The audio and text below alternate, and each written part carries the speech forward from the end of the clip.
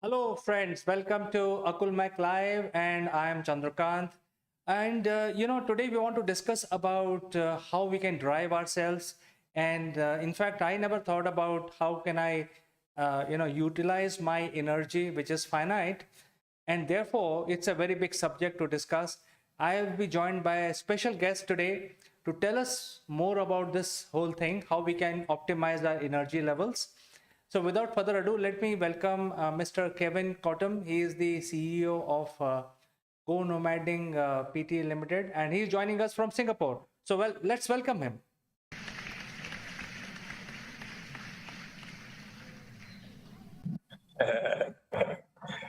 Drum roll.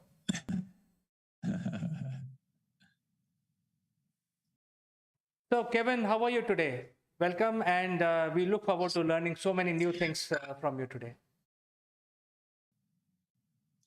Yeah, I'm good, thanks. I just got off doing a webinar for PayPal, and we were talking about energy management actually because of mental health day yesterday, and so yeah, it was very exciting to do so. So I'm happy.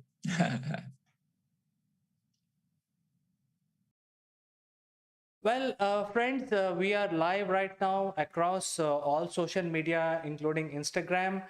And if you have a question, you can actually use the chat function to indulge with Kevin on the show live, and we will display your name and ask that question. So, Kevin, energy management, that is what we want to discuss today.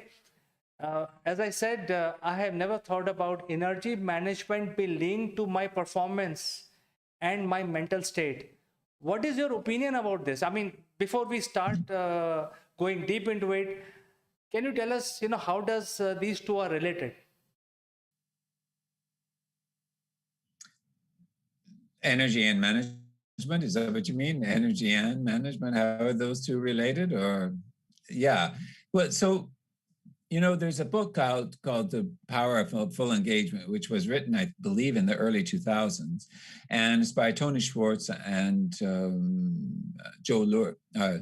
And so they say that energy, not time, is the fundamental currency of high performance, which I love this quote very much so.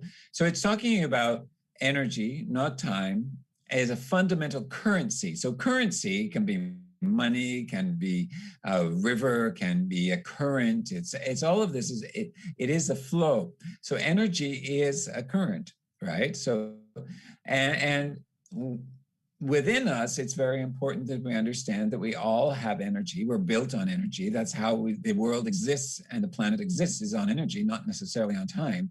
And how we fill the time. And I think for us is how do we manage this energy that we have, or lack thereof of energy? And because of all the situation of mental health and all of this particulars, I would say that our energy is really taxed. I mean, it is the great thing about understanding it is that how do they come together? We consciously as human beings love to manage things. And so, but I think it's the awareness of understanding that first of all, our bodies and everything that we do is driven by energy. And so it's a currency and it is finite. However, the great thing is we are renewable. We're just like a battery, a renewable battery. We are able to, if we use the right input. So that is important. And so that we get rid of the stuff that that drains us of energy, but also bring in what actually accelerates and boosts our energy. And I think that's the important thing, is how do we balance that? How do we manage that? That's what we're talking about. I think many people would say that it's a science, because you talked about energy, electricity, kinetic energy. We are like batteries and stuff like that. So how can we use science to understand what is our need and how we can plan it to our progression and also eventually increase our performance? Do you have any thoughts on this? Science, I mean, science has done an awful lot of work, I believe, in different areas around energy. You just need to talk about mc squared, m is equals mc squared, right? And so energy, and Einstein was an incredible input of how we can look at science and how energy is used. But I think, it's not just a science, it's also an art. And you brought that up a little bit earlier. And I just want to share with you, the art is in the management of ourselves and being able to do that, and mixed with the science of understanding that our energy is depleted, and our energy is depleted in different ways. And so the different ways that it is depleted and also boosted is through the mental energy, the physical energy, the social energy, the emotional energy, and the spiritual energy. So all of these are capacities, a way we can build our energy and gain from, but it also can drain us depending on the negativity and things. There's also a wonderful, by a scientist, and he's a psychologist, he's a scientist, and his name is Dr. Stephen Gilligan. And he says the river runs through you until it doesn't. So the river runs through you until it doesn't. So what does that mean? It means that this currency of energy is constantly running through you until it gets a blockage. It gets a dam that's put in front of you. It gets a congestion which is put in front of you. It gets, all of these are things that happen until it doesn't. Then that's when the blocks are happening. And that's where we start to find different ways of having to deal with burnout and all sorts of things that happen in our lives. And this has to do with the science of our bodies, right? And this is important, that we understand that we are energetic beings. And that is about movement. Everything is a movement. So you use the word kinetic. So whether it's kinetic or potential energy, right? It's kinetic energy is the energy of movement. Potential energy, which is still, but it moves. There's still energy within it. It's bound. It's not free. And this is important to be able to have the balance between this potential, which might be silent and unbounded inside, and to be able to mix it with a dynamic and bounded way of living, so that the two balance, the two equalize each other, help to certainly work together to give us that impetus of having an energetic body, and therefore we're able to make better decisions, better conversations, all sorts of things, and that can drive, because energy is what we move from. And how do you get it? I mean, you need to have the right food. Food can either drain it or also accelerate it. We have to have exercise. We have to have good thinking. We have to have enough sleep. We have to have water. All of this stuff is science, and it's also an art of how to create this good food so that it is actually, helping us. We get enough nutrition. So our bodies are science, and the way they work together inside of us is like an art form. So everything is helping us in that sense. Well, Kevin, I think what you're telling us that we can use science to evaluate our energy requirement. We need to have right patterns to sleep, right things to eat, depending on our situation. So we can actually use science to find out what is my need, and then I can have the right ingredients to generate potential energy and kinetic energy within our body. So I think that part is clear. But I think the question is, what gives me kick is different from what gives you kick, or what gives the other party, other person a kick, because each person gets a different kind of kick in their life. And this is absolutely. So I think science is very methodical. You can make your Excel spreadsheets and you can follow the diet patterns, sleep patterns, and all that. But when it comes to this aspect, which is the art side of whole thing, it's very difficult because it's very subjective. Do you have any suggestions to our viewers about, controlling their life by utilizing the energy in positive things? I think that is really why I'm asking. So I like to use the metaphor of a bank account. So a bank account, you have credits and you have debits. All right. And you also have a balance sheet, and you also have an investment portfolio, and you also have a variety of different bank accounts, perhaps. And this is, we look at these individually. So in each bank account that we have, there might be the mental bank account, the physical bank account, the spiritual, social, and emotional bank accounts. And in there, we need to do an audit. We need to audit in our lives what drives and gives us energy in that particular, or credits our energy in that particular bank account, and what also debits it. And so once you find out this audit, you can, because it is independent, it is subjective, it certainly is, everybody is different. Whatever gives you a kick, as you say, is different than what I get as a kick. So that's why the audit must be done individually, because it's not the same for everyone. But there will be some habits which do certainly overlap. It's just how do we do them and how do we interact with them. The important thing here is making micro steps towards a more energetic balance in your life. So I suggest is that you do an audit and you look at what credits and what debits that you have. And those debits, do you want to get rid of them, or do you want to transform them to something else, or do you just want to stop them completely? But it's a bit like looking at negative and positive, but it is looking at what boosts and what drains, or it's like credits and debits. So that's what I'm looking at, think of it as a bank account, because this is currency. Currency is a movement. And that is what we do in a bank account. It is always moving, sadly enough. It's mostly going out as opposed to coming in. But the point here is that often at different times of our life, that more is going out and not as much coming in the way that we have energy and things that drive our energy. And that's where the mental health issues have increased, is because the debits are high at this point in time. We need to find lessen, and we need to find more things in our lives that will energize or credit our life. I think you're using a very interesting analogy when you try to compare it with banking system and talk about debits and credits.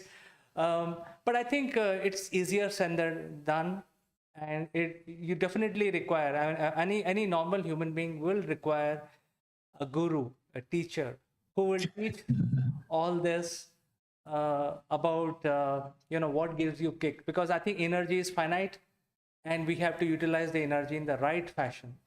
So do you have any suggestion, tools, techniques, or how do we do it, or people can reach out to you? What is your suggestion in order to properly budget our energy on a daily basis? Yeah, you need a coaching accountant. Yeah. So well, I think that first of all, it's the awareness, understanding the awareness, and most people don't want to spend the time to sort of, oh yeah, I get a kick out of doing exercise, fine, and then they forget about it. They don't realize and internalize that actually gives them something, and so that when they're not doing that kick, is that they start to feel lethargic. They start to have the effects of something like this, and they forget that that's what gives them the kick, or the energy, or the credit, a bank account. So as far as I'm concerned, is that, again, it's about awareness, sitting down and doing an audit. I mean, everybody can do an audit. If you don't balance your bank account, which I've never done, but I've audited and looked at how much I'm spending and how much I'm also earning, that type of thing. And that's important for us to understand. Working with a coach is absolutely incredible to be able to do that, because we can then look at what is energizing you and what is not in those particular, and we can talk it out. We can then identify it by writing it down. We can identify it through different processes. I have a variety of life hacks that I suggest to people, and whatever gives them excitement, and just as examples. And also, I think that is on my website. And also, I have a form, which is a life wheel, which is the investment portfolio that I suggest that this is how we are invested in our lives, which is in money or energy. And also, there's two different types of audits that you can do. And I think, yeah, so if people are interested, these are free downloads on my website. They're able to have this, which I think is important. Just remembering also the mindset is something that's important that goes along with, because that's energy as well as everything is. And it's what will drive, it will drive you. So mindset, when I was in Mongolia, a young girl said to me, mindset is your capital. So if you think about that, capital, what is that? That is currency, that is money, that is investment, that is your mindset, is energy. And it is also what will drive your performance in many ways. And that's why you need to know what drives it. That's one of the things that also, for example, and why people don't perform well, right? Is because they're given tasks at work that don't drive or inspire their energy. They actually drain them. And this is one thing that we don't think about. We just think, get the job done. You know, it is about, well, what does inspire me? What would drive me? And we don't look at that. We're too busy, apparently. Doing what? I don't know. Well, I think you're making a lot of sense, because I think this is the most important aspect of our life. So before we get on to other things, I think we need to fix our energy utilization, because if we are just wasting our energy in some useless activities, we are not achieving, we are not performing. And in the end of the day, our mindset is very negative. So I think you're making a lot of sense, Kevin. And you have given free information to our viewers. I think that is great. But just in case if people want to reach out to you just for this aspect of understanding how to utilize their energy, is there a place they can write to you? I mean, they can write to us. We will make that connection happen. But they can also... Yeah, and they can make the connection through you, Chandra, or they can also connect with me at my website, or which also they can connect with me at info@kevincottam.com. Sure. And my website is www.thenomadicmindset.com. And so happily, if you want to be able to connect with me, I'm grateful to chat, share.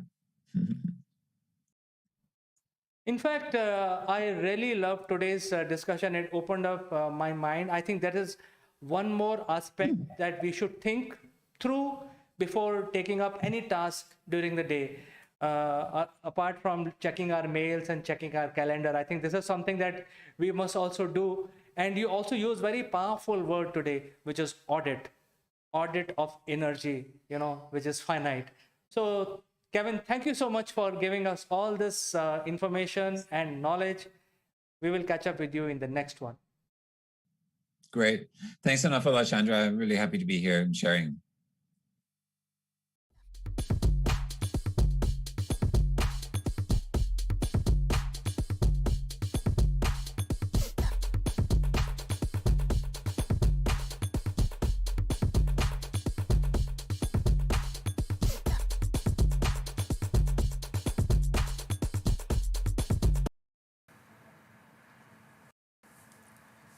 Hello friends, this is Chandra from Assimilate Technologies, and we welcome you in this edition of Top Brass Likeable Leaders. In this edition, we have Mr. Satya Madala, who is the MD of Single Point Solutions, a company which is recognized globally and also specializing in the electric vehicle charge solutions. So without further ado, let me give you a little bit background about Mr. Satya Madala.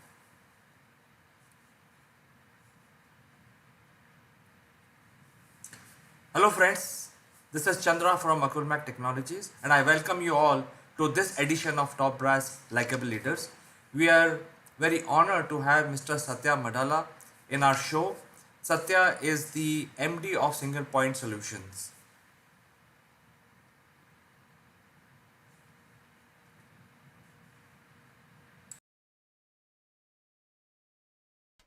Hello friends, this is Assimilate Live and I am Chandrakant. In today's section of everything you should have learned at school but you didn't, we are discussing about how you can actually induce a little bit of discipline in your lifestyle, and you can reduce a little bit weight by doing that, and live a healthy, wealthy and happy life. You can make your family members happy, your friends happy, and so on.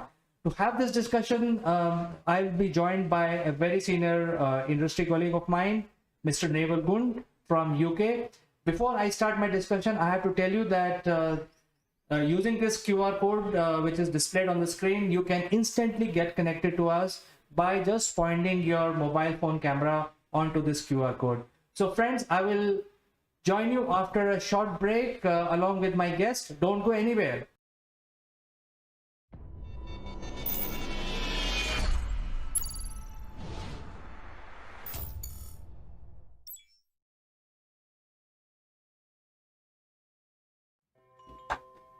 Hello friends, welcome back. And our guest today is Mr. Naval Gund. He is joining us from UK, and he is also the chairman of Mindfit Limited. And we have a very interesting subject to discuss. How are you today, Naval? Good morning, CK. Good morning, everybody. And my goodness, CK, what a picture in your background. Anyone would think it's the monsoon season. Well, it is not a picture, Naval. It's real. Monsoon is here. It's pouring. It's raining. And if you go to the news, some cities are inundated with water. There are flash floods all over the place. Why talk about India? I think the entire Europe is under a deluge, and also US. Yeah, we see some horrific scenes around the world where 1 month's rainfall has fallen in a day, causing havoc across the globe. We've seen it in China. We've seen it in Europe. We've even seen it in Southern Africa. So, and then of course we've got the fires on the west coast of America, North America. Let's just hope and pray that people are safe, and we get out of this global changing climate. But that's another subject. That's not today's subject. Today's subject is all about your personal health. You, as a head of the family, as an individual, looking after the health of your family. So I think it's a big subject, CK. Should we get involved in it and get into the discussion? Yes, Naval, I have to tell you a small truth about myself. I used to be about 92 kgs. My height is 5'8". And I'm not scared to share all this information because I'm not, this is not important for me at all. But for some people it may be. But my height is 5'8", and I used to be 92 kgs. My BMR was very good. It was 25 even at 92 because I was doing a lot of weight training, etc. But then it used to, I used to always worry that, I think I'm overweight. Even though there is a lot of muscle mass. So I decided to reduce, and it took me 2 years. A slow and gradual process. I've lost 17 kgs, and as of today, wow, I'm 74. So your BMI, as they call it, is going to be bang smack in that low end of super fit. Well, I think in the BMR, it wouldn't have improved so much because anyway, I was vegetarian and I was not having too much food, but I was exercising a lot. So I changed the nature of my exercises. I started doing bicycling and reduced a little bit of weight training. I started doing yoga, aerobics, and stuff like that. Stairs climbing. And my house was on 20th floor, not here, but in the other city. And I used to climb 20 floors. Whenever I was coming back home, I never used to take elevator. I used to climb 20 floors. And initially it took me about 40 minutes. And then gradually, over time, I brought it down to about 8 minutes. I could climb 20 Wow. floors in 8 minutes. Wow, that's faster than some lifts. But what you're saying there, and thank you for sharing such a personal journey, is about your personal health. It's about change can happen if you're going to put your mind to it. And I know you of old CK, so you're a bit of a fitness freak, because you said you were, pumping iron, you were doing the weights, etc., but you thought perhaps you needed to do something different. So you already had a regime, a discipline to do things. And I think where a lot of people struggle And the consequences of the struggle is things like obesity. But where a lot of people struggle is they don't even know what their current discipline is. They don't recognize that even though they believe they're eating healthily because they're building it from scratch, they don't actually know, they don't actually write down what they're eating on paper. And when you start to write that down, just keep a little diary. And it's worth doing, you know, if you want to implement personal change and get healthier, it's worth knowing, what do you do currently? I mean, this isn't rocket science, you know, because you can't improve what you're doing if you don't know currently what you are doing. It's really as simple as that. So if you're eating, you know, lots of rice, you know, so your staple diet is rice. Well, it depends what rice you're eating as to, and how much you're eating of that rice, as to whether it's very healthy for you. I mean, I don't eat a very fatty diet because of lots of things, diabetes being one. But there is a regime where saying a certain amount of fat is really good for you, but too much fat actually isn't. And guess what? It's true. You know, as we always say, CK, even in business life, a little and often. You know, don't do too much because you'll wear yourself out. Don't do too little because you'll be bored. So this is a matter of finding out exactly what you do. So if you, I mean, you in your own mind, CK, in a short period of time, told me what you did, but did you actually work that out by writing it down, or what did you do to actually find out what you needed to change to do? Well, Neville, since I have been doing exercises all my life, right from my childhood, during when I was raised very early, my father and my parents actually gave a lot of good habits, because my father was in forces, and he had even today he gets up at 5 o'clock in the morning, 4:30 or 5 a.m. So you know, we got these habits like that. So I did not write it down. Why I'm saying this, because I knew exactly what I need to do if I need to reduce my weight. In other words, I was a pro basically when I started that. So, and I also knew that you know, there is a threshold limit, that it's a natural threshold limit, and you need to know exactly what is your threshold limit. And I had no idea about my threshold. So the first initial few months, I changed my diet, because I know that there is no overnight results that you can expect. So I changed my diet a little bit, reduced the number of you know, number of times I used to consume you know, some tidbits and all that. I stopped taking that. And another thing that I did, in addition to having a gym, I started going to office on a bicycle. So that gave me additional 60 kilometers per week without driving. So I was saving petrol, I was saving time, and in the same amount of time I could reach office, burning about roughly about 3,000 calories every day additionally. So that is something which I did. But then my weight reduced by 10 kgs, but then got stuck at 10. I mean, got stuck at 84. It did not go below that.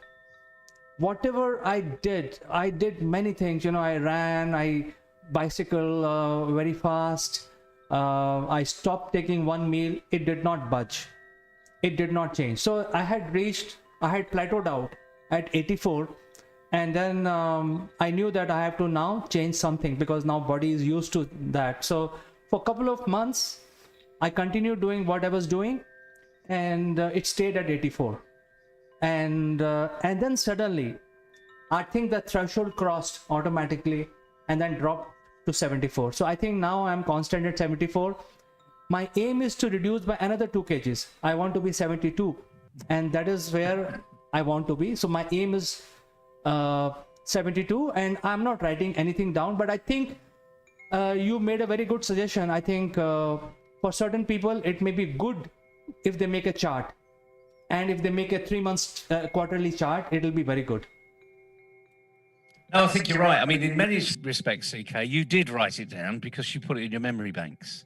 And because you had a discipline, all you were doing was changing the things you did within that discipline. So, for instance, you went to work every day in the car. You just changed what you did. You still went to work, but you didn't use the car. And the funny thing is, as anyone knows, when they travel in rush hour, there's nothing annoys me more, actually, than stuck up one thing you also said about you hit a plateau. Now, the interesting thing is you were setting yourself a goal of reducing and reducing and reducing. But the key element here is that you actually should have been really celebrating staying at 84. Because that in itself is an achievement. You're doing something consistently and you're clearly doing it well. You may not be achieving what you want to, but the reality of life is it wasn't going up. And that's the key. This is the bit about our being responsible for our personal health. When things goes up, we beat ourselves up. When we stay the same, we beat ourselves up because we're not going down. When we go down, we go hip, hip, hooray, and we celebrate. And then actually the weight goes on because we've just celebrated with a chunk of ice cream or something, which has done the opposite to what we were trying to do. So the key thing is celebrate, those positions and feel good about it. But let's go back to the real key here. It's a discipline. It's having a discipline. And we're not here to give you a magic bullet, but we're here to give you a few processes that will help you create your own regime, create your own discipline. And I think one of the best ways to do this is to actually physically write it down. Typically where you prepare food is where you will have a little bit of time to be able to write it down. So don't rush back to your computer. If you've got a laptop or a notepad, take your notepad into the kitchen and just write down what you're doing. Or alternatively, write it on the wall. Get a chalk pad and just write it on the wall and keep a diary so that you're physically doing it at a time when you're actually doing it. I know that sounds a bit stupid, but it is actually the simplest and quickest way of doing it. The other thing is you can actually involve your children to do it as well. So you could get them into the work preparation arena and get them to write down what's going in, because they won't cheat. You might. Kids are very black and white. They will write down exactly what's going in. So if you say a pinch of salt and you put a teaspoonful in, they'll say, that's not a pinch of salt, that's a teaspoonful.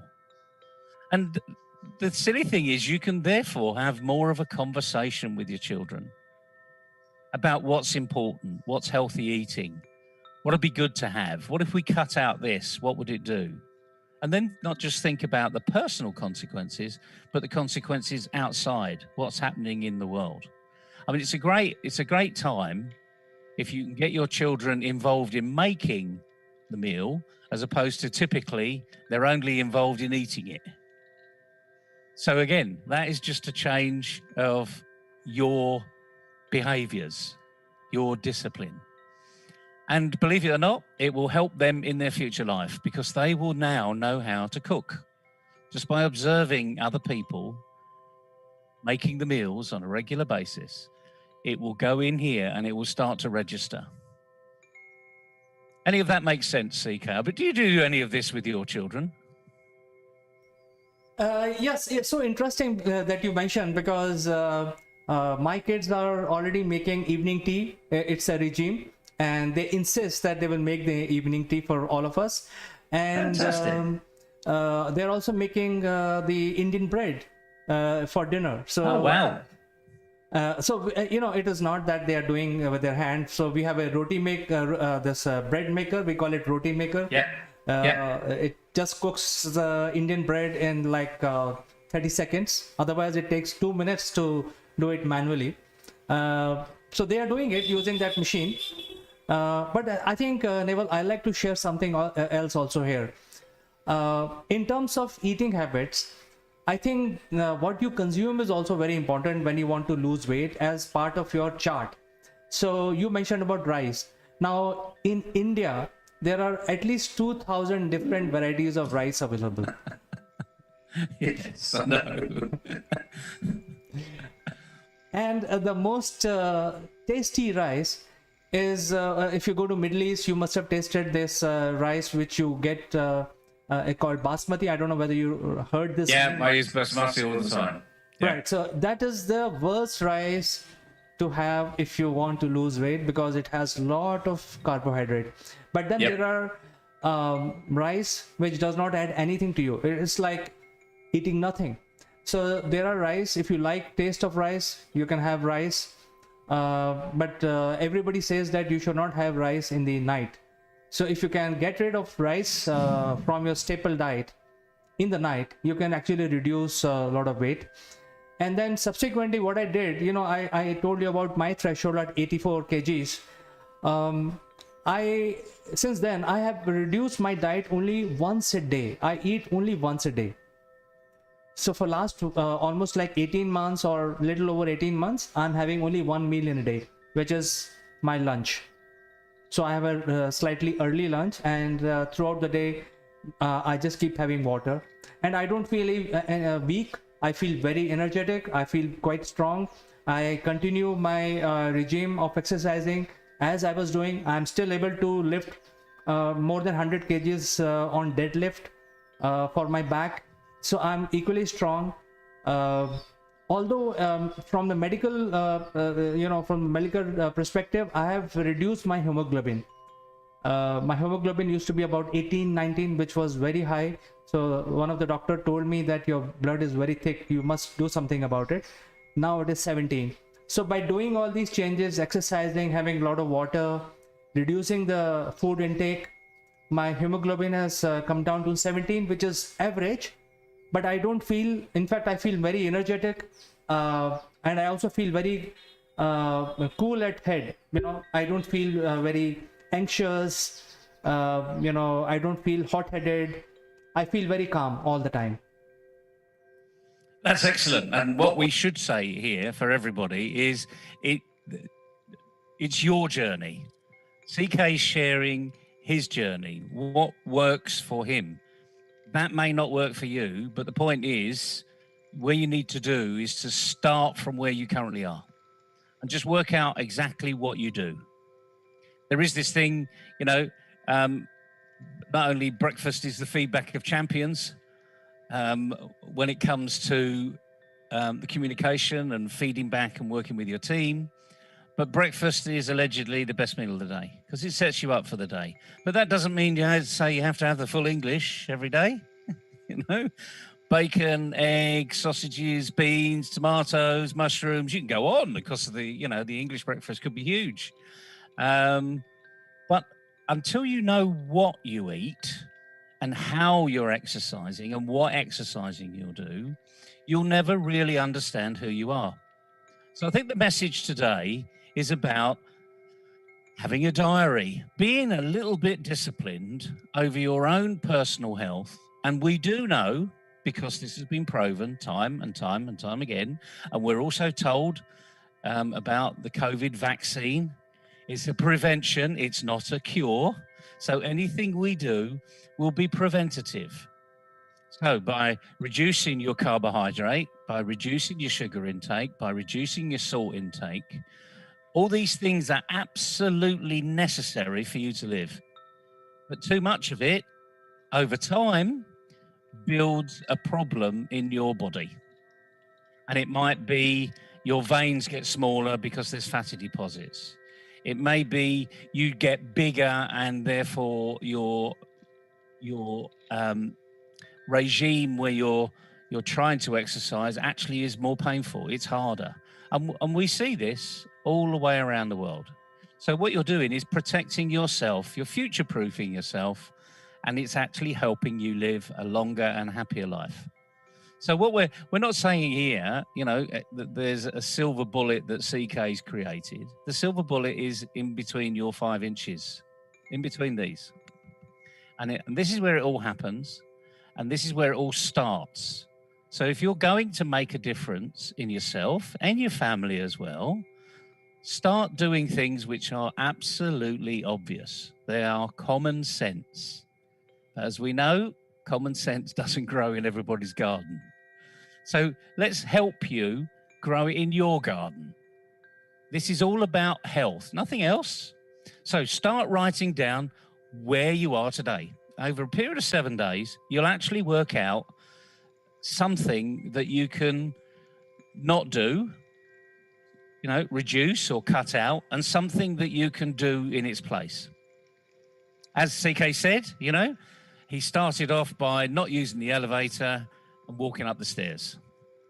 Well, 20 floors, it's a long way, 20 floors. And I'm not surprised it used to take 40 minutes because I'd be puffed out at 20 floors, frankly. But if you can get it down to 8 minutes, it's faster than some elevators. So, you're not exactly going to lose a great deal if you start to think slightly differently. And it's only a small change, but there's no point in changing something you think you do. Work out exactly what you do, And as I say, the simplest thing is write it down. Be religious about it as well. Use it like we do our iPhones and our smartphones. I was looking around for it there because I'd lost it. It's black and my machine's black, so I lost it for a moment. Oh, palpitations. But the point is we use this all the time. So, create your own little diary as to exactly what you're doing, what you're eating, what your children are eating, and how they're exercising and how you're exercising. There's nothing difficult about this. You just have to start. And like anything else, this is everything we should have learned at school, but we didn't because it was spoon-fed. It was done for us. Here's your dinner money, just hand it in and the school will provide your lunch. Well, it's about time we took personal responsibility, I think. And then it will reduce your call on healthcare going forward. Not that healthcare won't be there. It's just that, as we've seen during the pandemic, there's been more and more calls on doctors, and it's been very difficult to get an appointment. So do yourself a little bit of a favor. Go down this health kick that we've started here, create a little diary, find out what you do, and start realizing where you are and what you're doing. I hope it's been fun, CK. I know you've been nodding away there and you've been keeping some mental notes. It's fantastic that your children make tea every day. It'd be good to get them on the show and ask them how they feel about making tea, what it does for them, for their self-esteem, for their confidence level. Where can they take it to the next stage? Because you never know, in a few months' time, they may even be making you dinner or lunch. Maybe that's a stretch of the imagination. But the point is, we need to see why they enjoy it, Otherwise, if they didn't enjoy it, they wouldn't do it every day. They'd moan. Well, Neville, I think they are also very conscious about the taste, the tea must taste. So they have learned, it has to boil for a certain time and, how much water, how much milk, how much sugar. And all of us have different taste buds with regard to tea. And I think all of us are very, very specific when it comes to the perfect taste. So they take care of each one's requirement. That's very interesting.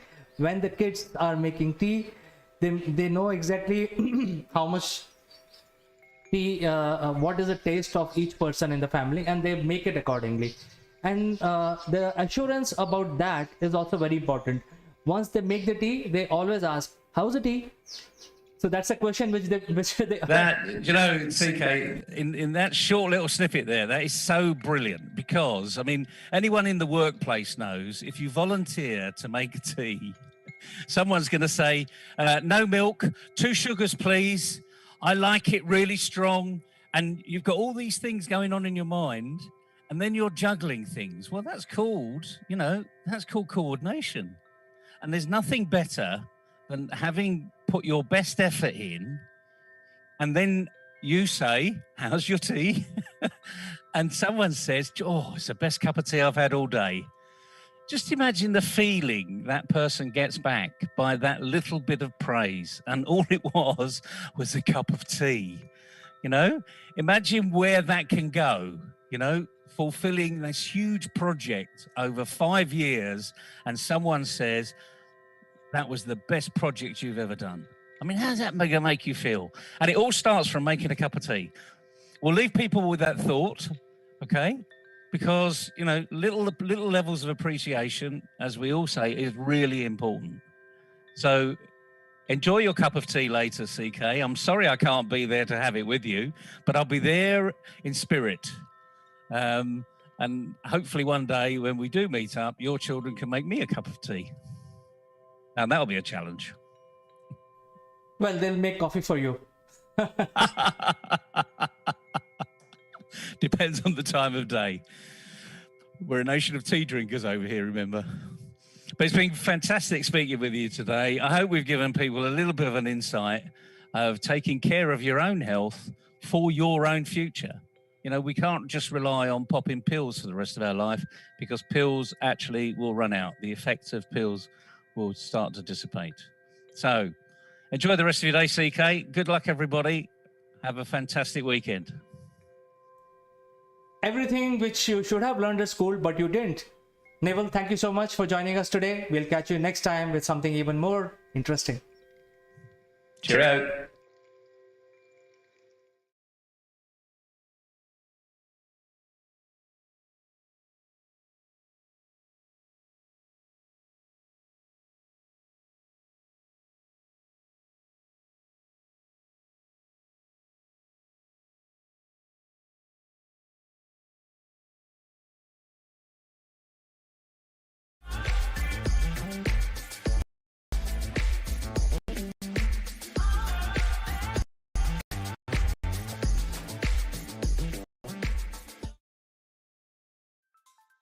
Hello friends, welcome to Akulmak Live, and today we want to discuss about the lightning which exists in nature. As we know, the lightning is a natural phenomena and it exists in nature. And we all know that, you know, the cause of the lightning, we don't have to get terrified or horrified about seeing the lightning in the sky. However, the latest studies have shown that during the lockdown, the lightning has reduced considerably. Apart from other benefits the lockdown brought in, but the surprising thing about this is that the lightning which exists in nature naturally, there has been a reduction in that, and that is why it is very surprising finding. There were other benefits also, but one of the key reason for reduction in lightning was the reduction in human activity. As you can see that in fact all of us know that the because of lockdown people were confined to their homes, and because of that not much traffic on the street, not much activity on the street also, and as most of the streets were deserted, there were a lot of benefit to the environment. The environment started basically recovering itself. And one of the reasons is the use of aerosols. As you know that humans use a lot of aerosols, and some of these aerosols actually go into the atmosphere and reacts with the dust particle in the atmosphere. And then these dust particles create ice around them, which facilitate the lightning. So if there are more aerosols in the atmosphere, which is pollution actually, then there will be more lightning. And because of this, since the human activity was reduced, there were less aerosols in the atmosphere. At the same time, the burning of fossil fuels is also another reason of pollution, and also has the same effect. And that creates very minute ice particles into the atmosphere, which facilitate the charge built up in the atmosphere and then creates lightning. So before the lockdown there used to be a lot of lightning, even during rain, or even if there is no rain there used to be lightning in the skies, and that has reduced considerably during lockdown. And this is a phenomenon which has been noticed, this lightning basically has been reduced quite a bit because of the lockdown, because of the reduced human activity. And therefore the in a way the atmosphere or the nature is got a chance to recover itself from from whatever humans were adding into as pollution. And it is surprising, such, I think there are more to be studied. And even the lightning is less lightning in the skies is also attributed to less pollution, and that is a very good finding by the scientists today. I thought this is a very interesting subject and I thought I will bring it to you. If you have any comments, do send in, and I respond to each and every comment of yours. I will say goodbye today, only to catch you again in the next one.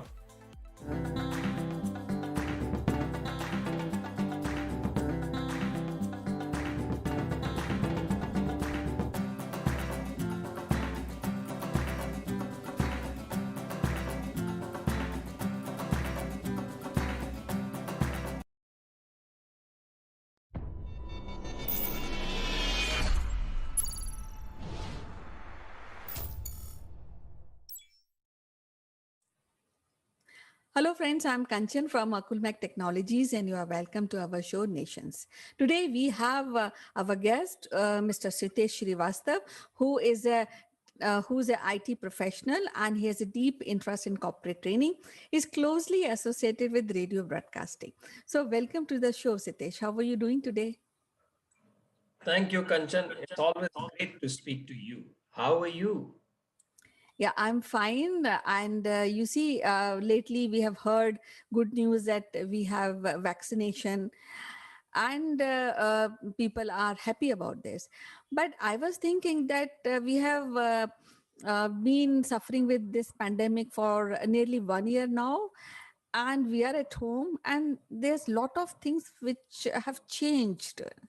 You see, so now the new words, new temperamental issues which are emerging, and world is also looking into mental health, which is like equivalent to the traits, personality traits like worry, fear, sadness, and happiness, or normal emotions are undergoing a situation where people are really having a real mental health issue, and their problem somehow diluted, and resources has been taken away to close down, I mean, to down because people sometimes take it as if there's something which is not there.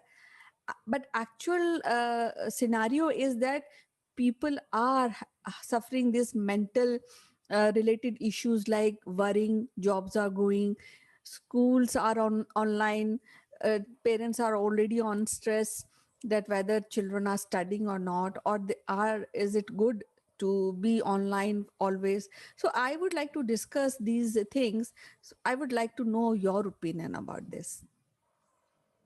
Well, Kanchan, that's actually a very interesting topic, and of course, a very, very serious one as well. And I can only tell you this, that uh, the symptoms that we talk about worrying, uh, general worrying, concern, getting low and high during the day, multiple times during the day.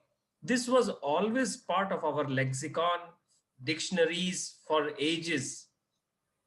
Only now, due to the pandemic, there have been multi-million mental health messages passing through the river WhatsApp every day, plus the messages that is being percolated through the media channels, and each media channel has their agenda, the way they want to portray it. And therefore the mental health as such, which was only pre-pandemic days, a mental health was more about when a doctor certifies, then it would have become a mental health. Today, after the pandemic or during the pandemic, after 1 year, even a small worrying situation can be termed as a mental health issue. And that is where I always feel that it is important to be aware, but it is not important to be over awareness about any subject, including mental health. And therefore, in this pandemic, we all, me, you, and all of us have gone through this kind of anxiety, worrying, job loss, psychological issues, not meeting the family members, not be and lost some of our key people in our lives. But I think is that it is important, first of all, to look at the right kind of news, right kind of messaging, talk to the right kind of positive attitude people, and who have an alternative, and who talk in terms of solutions and not in terms of problems. And I think if you see all across the world, this mental health, and in fact in India, the it has been actually discussed very less, I would say, the way it is being discussed in the outside India. It is important to identify, it is important to talk about it, it's important to find out within our family, sit with the closest people and find out and make a judgment. Do we need the medical help? And I think when we feel that a medical help is required, then only let us judge it as a mental case. Rest everything was always there. It is nothing new. What do you say? Yes, actually, though I feel, I mean, I agree with your point that we are not discussing this kind of trait which is developing among students, among old parents, because they are also not be able to go out and discuss. Earlier, they used to sit in the park and discuss politics and so many other aspects of the life. But then these are unprecedented time and which require unprecedented responses. Like what I feel is that we should be open on a very basic stage. We should talk, we should have some responses necessary to be done for well-being, and you have to compensate the diminishing space of voice and rebuild connection, and that too from the ground up, not the from the above. And this in this scenario, I feel that communities plays very effective role in this. So I feel there's nothing to worry, because me and you and everybody fear, we have sadness, we are working from home. Many companies even ask their employees to work from home nearly 2 years, maybe till 22 23 9 2023. So now the big question is how to normalize, how to be adjusted in this situation and be normal and be happiness, and have a normal emotions towards everybody. So how can we do that? How can we guide other people? And are we following these traits ourselves in our day-to-day life? Kanchan, that's a wonderful observation that you made. And I feel that it is important to keep the mind occupied, keep the physical body occupied, keep the conscious occupied, and do something diverse from what one has been doing throughout the life. So when we were kids, when we were teenagers, we used to have 6 or 7 different subjects to study in the school. Then we had some hobbies. Then we also played sports. And then one fine day, we all got into jobs and we thought job is the only thing in our life. And we only did jobs, 9 to 5 jobs. And then it became 9 to 9 jobs. And in this pandemic, it has become 9 to next day 9 jobs. So you see, we have become, as people are saying, the pandemic has also been used as a fear mongering business. And fear is something which leads to a lot of anxiety, questions, and questioning our own abilities, questioning government, questioning the community, questioning people. So I think it is important to have a healthy set of friends, do diverse activities, do some hobbies, and I think it is important to talk it out. But again, not every person is talkative, especially in the adult life. So, as friends, are we talking to our friends related to their personal life as well? I can quote couple of recent examples where some tragic event happened, and then we do all the post-mortem and analysis. I could have done that, he could have done that, she could have said that.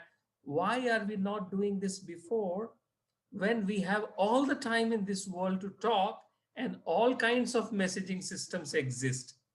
What is your opinion?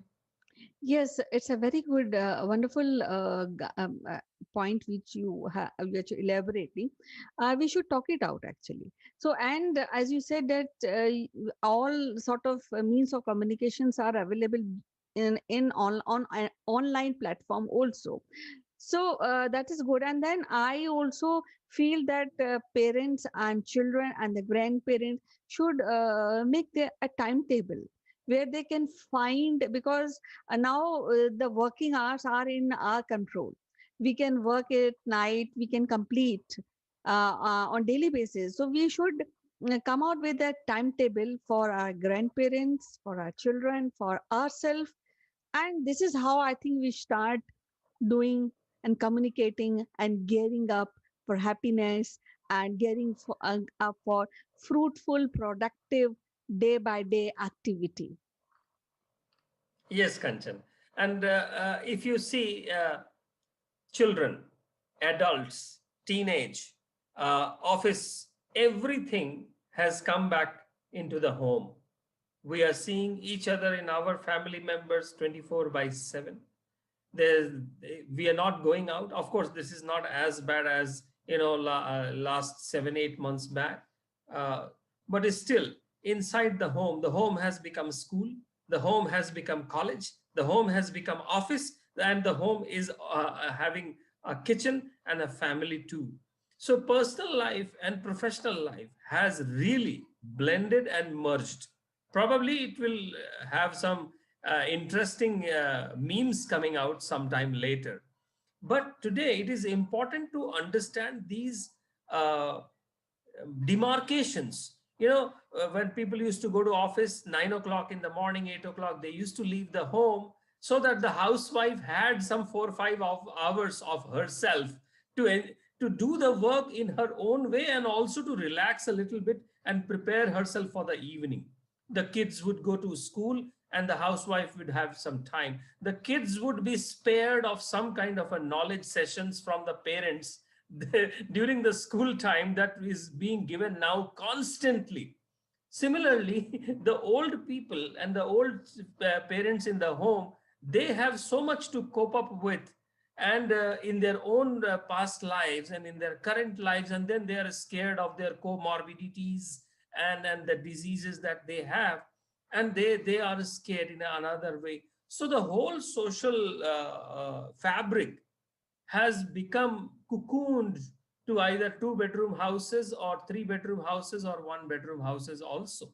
And that's why it is important for us to do something diverse, go out together, even if it is a strolling inside the housing society, and not going to the crowded places.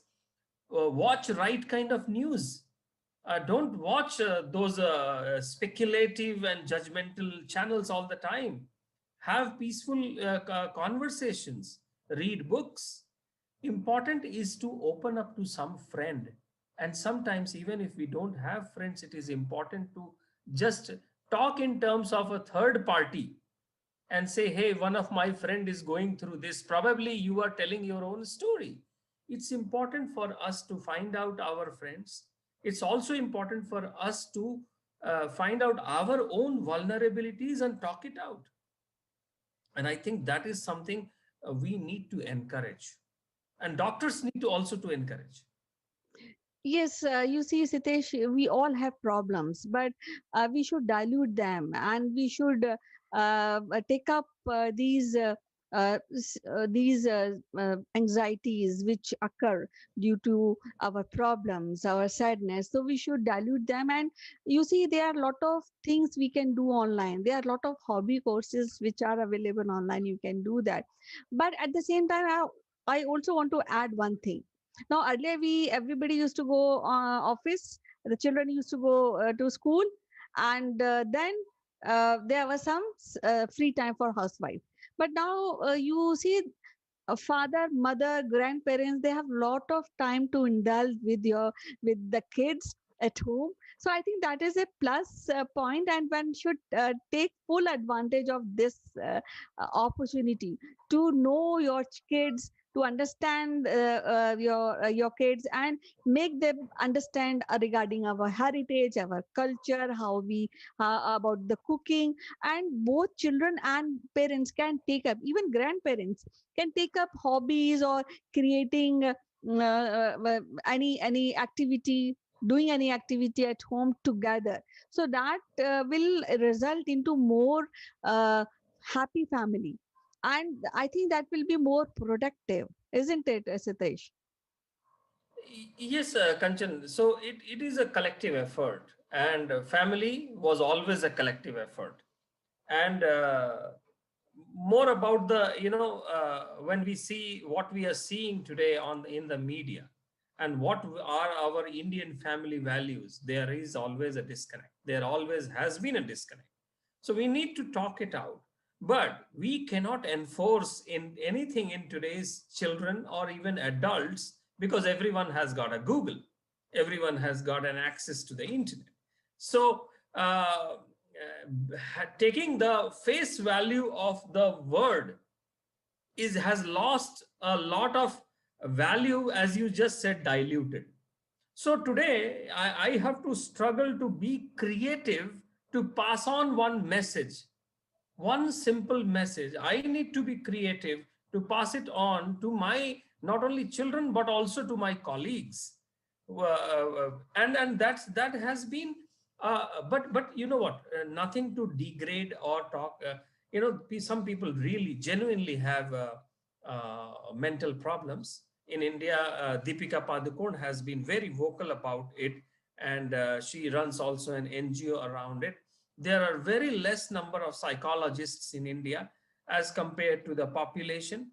And then I have been always hearing that somebody, if people are suggesting someone that this person needs to see a psychiatrist, then there is something that once you go to the psychiatrist, you will never come out of the trap that they will bound you with, whether it is the medication, whether it is the consultation. So somehow that taboo needs to be broken. And if there is a genuine feeling within the family or friends that this person needs a psychiatrist help, or a mental health help is needed, so they should go for it. And people should not say, oh, this is nothing, it used to happen. People have so much of. So it is important to understand it, it is important to identify, it is important to empathize with such people.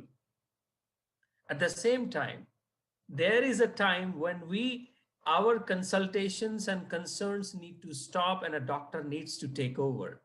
And that is the important key aspect of this. Yes, I think our viewers will think about these problems, and they should also be thinking about the remedies to come out of these anxiety related issues. It was so lovely to talk to you, Sitesh, today. We'll meet again with some other interesting topic. Till then, bye bye. Take care. Thank you, Kanchan. Always love to talk to you. Bye bye. Take care.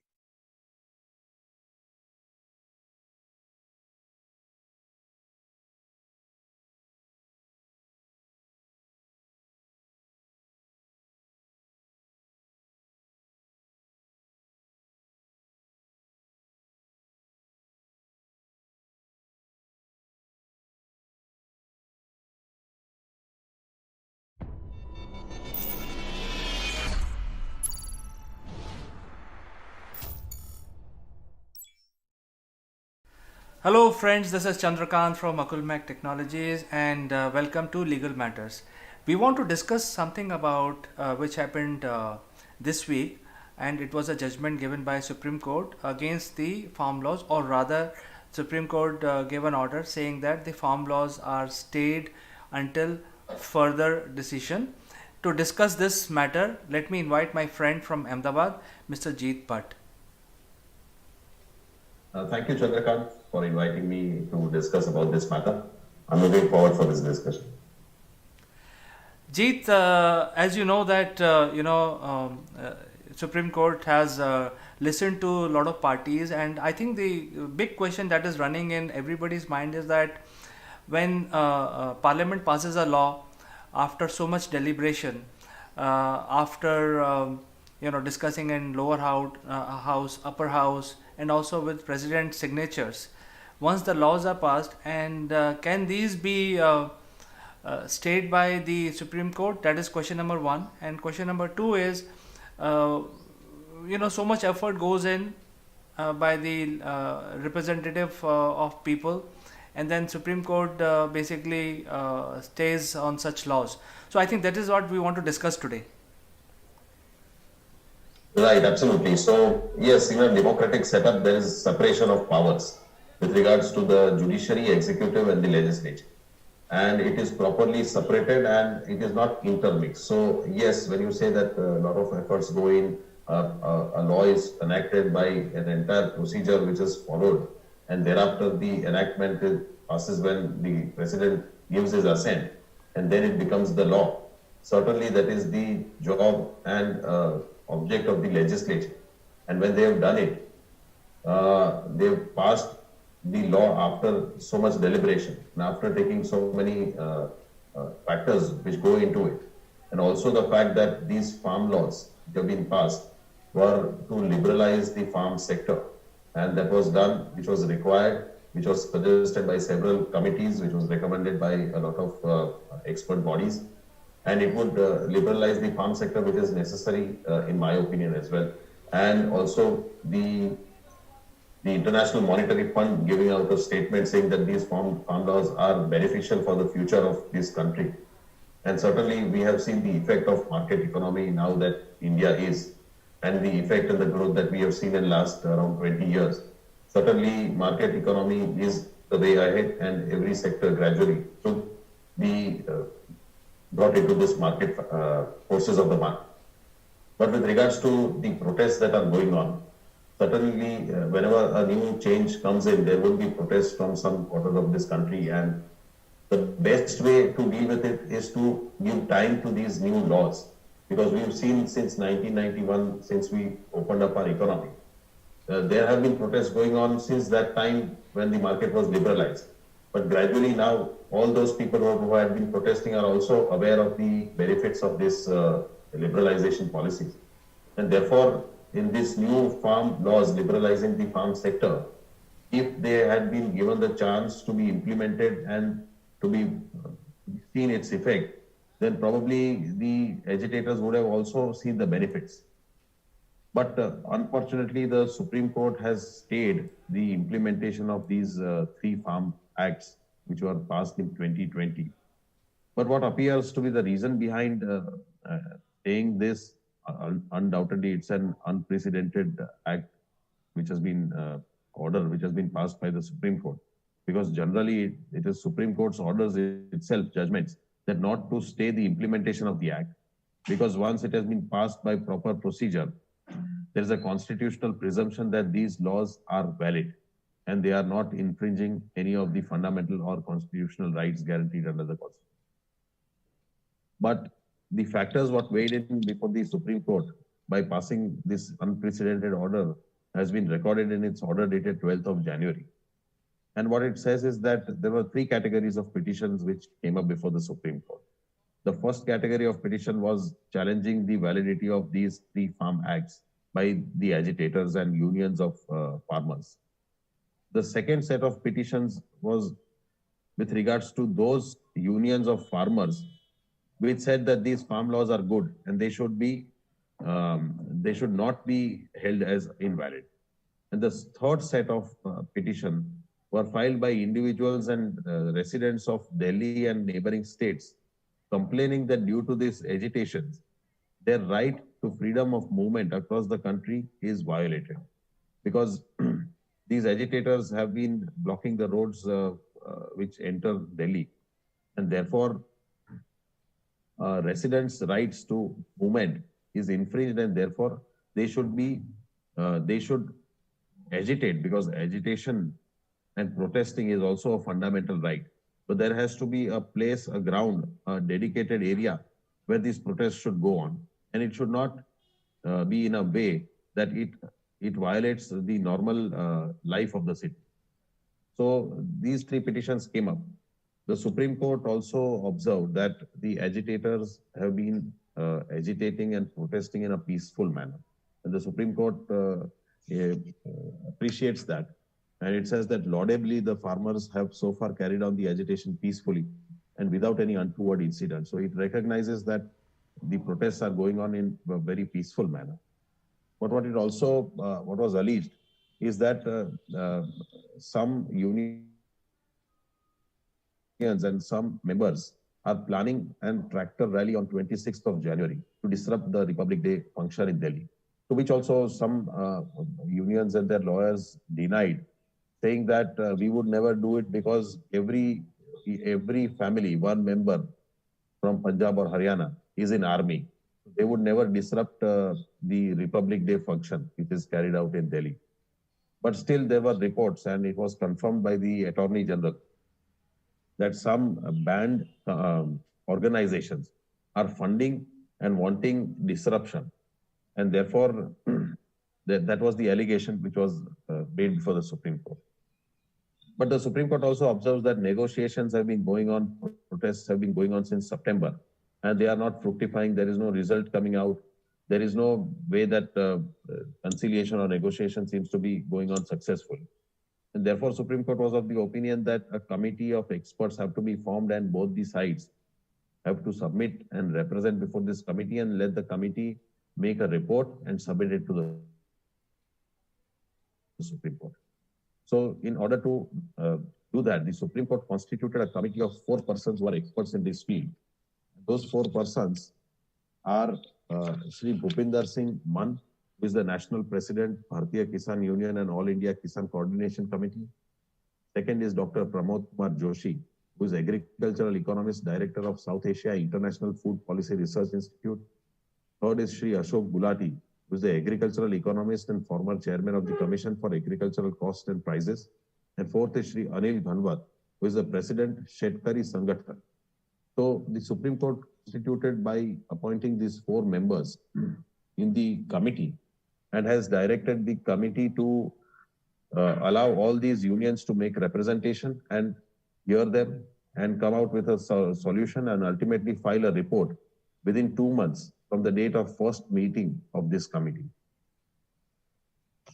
Finally, the Supreme Court also observes in its order, and I think this is the why the Supreme Court has granted stay in an unprecedented manner. What the Supreme Court states is that while we may not stifle a peaceful protest, we think that this extraordinary order of stay of implementation of the farm laws will be perceived as an achievement of the purpose of such protest, at least for the present, and will encourage the farmers' bodies to convince their members to get back to their livelihood, both in order to protect their own lives and health, in order to protect the lives and properties of others. So this fact is what has been weighed by the Supreme Court in order to stay, that the Supreme Court observes that it doesn't want to stifle a protest, but it also thinks necessary that life and property of those who are protesting is also at risk, because we've seen a lot of members dying during this protest, some committing suicide. There are women, elderly person, there are children who are on the streets in this cold winter and also during this pandemic. So there is threat to their life. There is also threat to life and property of other residents of the city of Delhi and neighboring states. So therefore, in order to convince the members who are protesting, the Supreme Court has given a stay so that they have some confidence in the Apex Court as well as in this committee which has been constituted by the Apex. And therefore, to gain their confidence, the Supreme Court has granted this stay. But undoubtedly, it's an unprecedented order, not seen before. And the Supreme Court normally doesn't grant stay. But because of these circumstances, the Supreme Court might have thought that this is the best way to handle the situation at the moment. And thereafter, the Supreme Court will consider the constitutionality. But also, the Supreme Court in its order has not touched upon the merits. It has not heard the arguments of the councils on the validity of the act. Because an act enacted by the parliament is not final. Ultimately, if it is challenged, it is for the Supreme Court to decide whether the act violates any of the fundamental rights guaranteed under the Constitution, and therefore the final say is of the Supreme. The Supreme Court can ultimately declare an act to be ultra virus or unconstitutional if it finds that it violates any of the guarantees which are granted by the Constitution under Part 3 of the Constitution. So therefore, the Supreme Court will decide, but Supreme Court normally doesn't grant stay of these acts which are challenged, and therefore this is unprecedented. But it seems that these are the reasons what wait before the Supreme Court while passing this order staying the implementation. But certainly there was an argument made by an advocate who represented 15 unions from 15 different states of this country who submitted that don't grant stay because this will affect because we have already implemented and we have placed orders with regards to fruits and vegetables. So the Supreme Court said that with regards to minimum support price that will remain, otherwise the implementation of these acts would be stayed. So certainly, the Supreme Court weighed in the current situation, law and order situation in Delhi and neighboring states, and therefore has granted this extraordinary order. So I think, Jeet, thanks for clarifying. I think the people are thinking that the parliament spent so much time in passing these laws, and then one fine day, few people will file a petition in the Supreme Court, and then Supreme Court will decide the fate of that law. So I think that is one thing that you have clarified very nicely, where you have said that very clearly that the Supreme Court is the ultimate custodian of any legal matter. So I think they have the complete jurisdiction in this area. But I also feel that they have not really, they have just put a stay on the laws. They have not said that, hey, these laws are unconstitutional. So it is for the benefit of both parties, where the government talks about their pros and cons, and the people who are protesting also talks about pros and cons about these laws, and ultimately the decision will be taken by Supreme Court. So I think that is something which you have explained very clearly. But what is the way forward from here? What is your opinion on this? As I understand, the protests are with regards to repealing of these laws. Their demand is that these laws should be repealed. Now that the parliament, unless they pass another law, cannot repeal the laws which have been enacted. And I don't think the government wants these laws to be repealed. So in a way, this is a stalemate situation and there is a deadlock. But ultimately, it depends on how effective and efficient this committee is in in convincing the members of both the sides in order to reach some conclusion. But I feel that ultimately only the Supreme Court will have to decide the validity of these laws, and the Supreme Court has the final say, and the matters would be argued. But in my opinion, I think the acts should have been implemented, and they should not have been stayed because it is not the entire country which is opposing these laws. It is some unions from some states who are opposing. Others are wanting these laws to be implemented. So only because there are protests going on and the protest cannot be stopped or cannot be managed, that should not be a ground for staying. And it is not as a precedent also, because Supreme Court itself observes that this is an extraordinary order of stay. So certainly it is not to be applied in all cases, or it has to be used as a precedent. But I think Supreme Court in these facts thought it best to stay. That is what they've done. But otherwise, in my opinion, it should have been allowed to go on, to be implemented, to be seen its effects, pros, cons, so that the Supreme Court would have been in a better position to even judge the effects of the laws. Jeet, thank you very much for joining us today morning, and especially in the north of India, it is quite cold. So I appreciate that you found time to explain this for the benefit of our viewers. So thank you very much, Chandrakant, for having me. It's my pleasure. So, dear viewers, as you can see that we're trying to bring clarity on this whole matter, and it is coming in the news every day. So, you please engage with us, send your comments, and based on your comments, we will include you live with our expert panel of experts headed by Jeet in the next episode of our Legal Matters. Until then, I'll like to say goodbye to you, Jeet, and also to all our viewers. Goodbye. Goodbye, Chandrakant.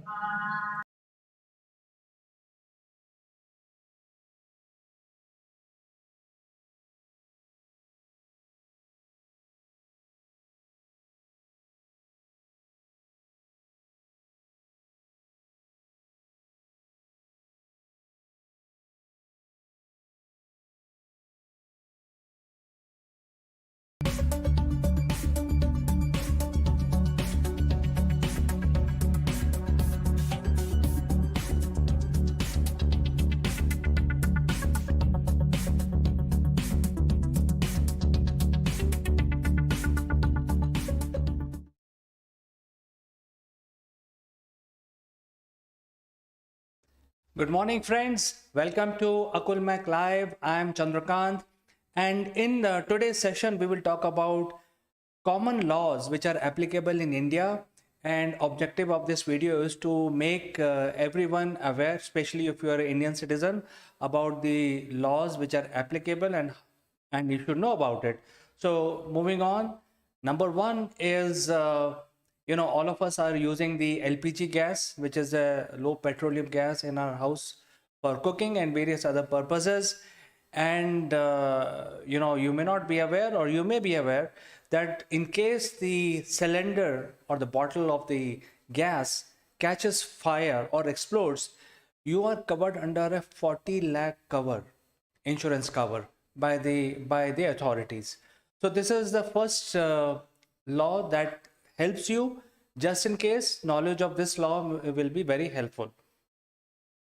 Number two is a law regarding accepting gifts, and India is getting into the gift arena. There is going to be, we just crossed Dussehra, there is going to be Diwali, and after Diwali there will be Christmas holidays, and after that New Year. Usually in this period of time, most of the organizations are used to sending gifts and different kinds of sweets, etc. It's a normal practice. However, as per the law, this is not legal, because gift is treated as a bribe and you can win favors by accepting gifts. So it's not legal as far as the law is concerned.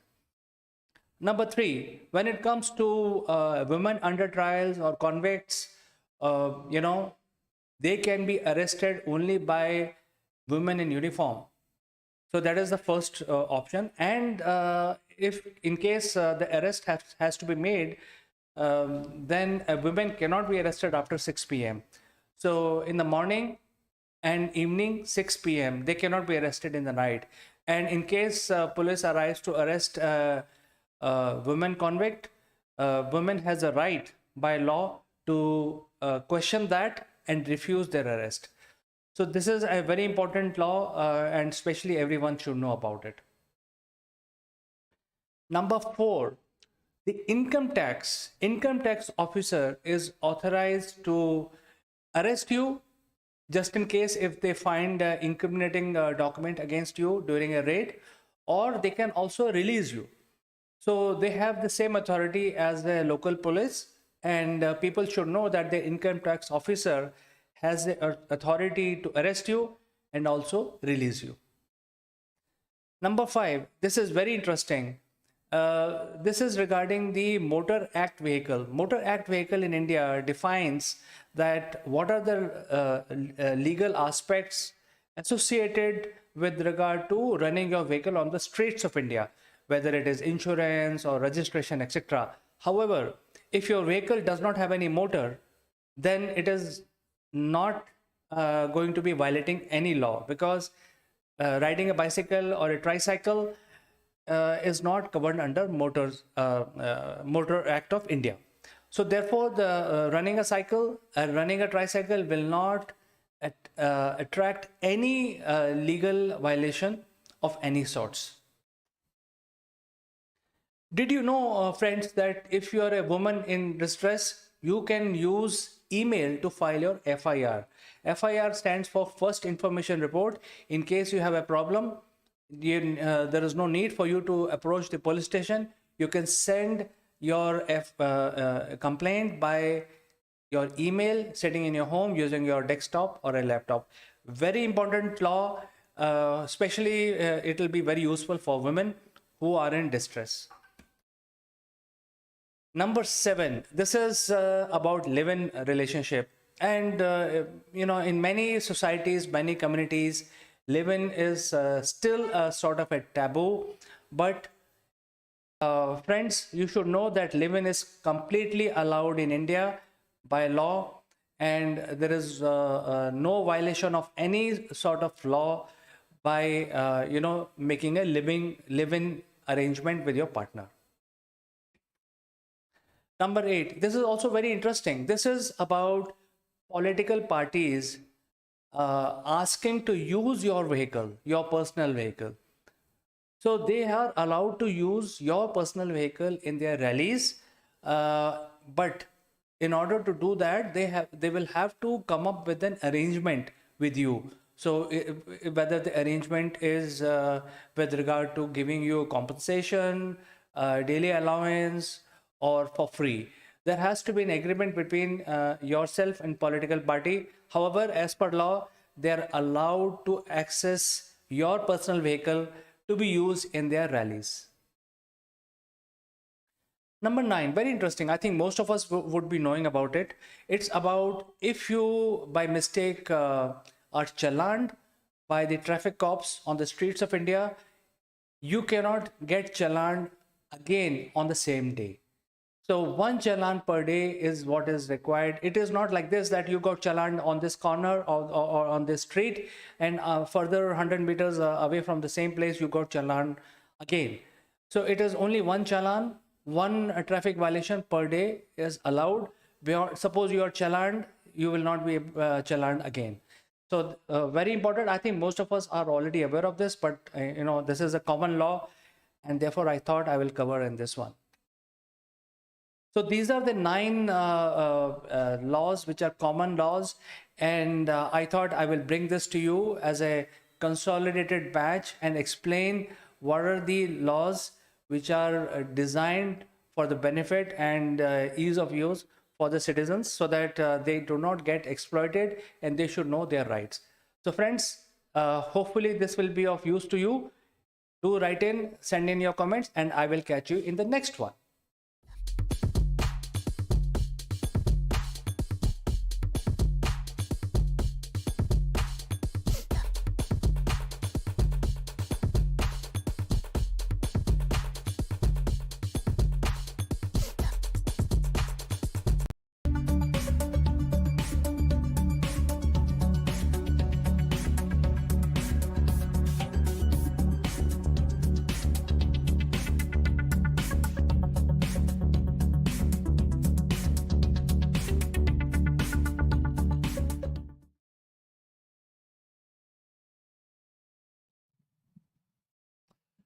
To boldly go where no man has gone before. And it is not like going to ladies' toilet, it is the final frontier. And the news is our childhood icon, Mr. William Shatner, Captain James D. Kirk, is going to shatter a world record. And to discuss this, let me invite my friend from UK, Mr. Nevermoon, who will actually throw more light on this event. So let's welcome him.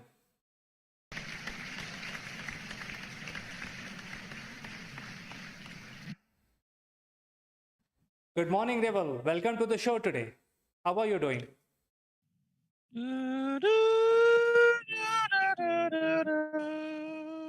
Oh boy, this takes me back to the 60s and 70s, my childhood, seeing Captain James T. Kirk to boldly go where no one has gone before.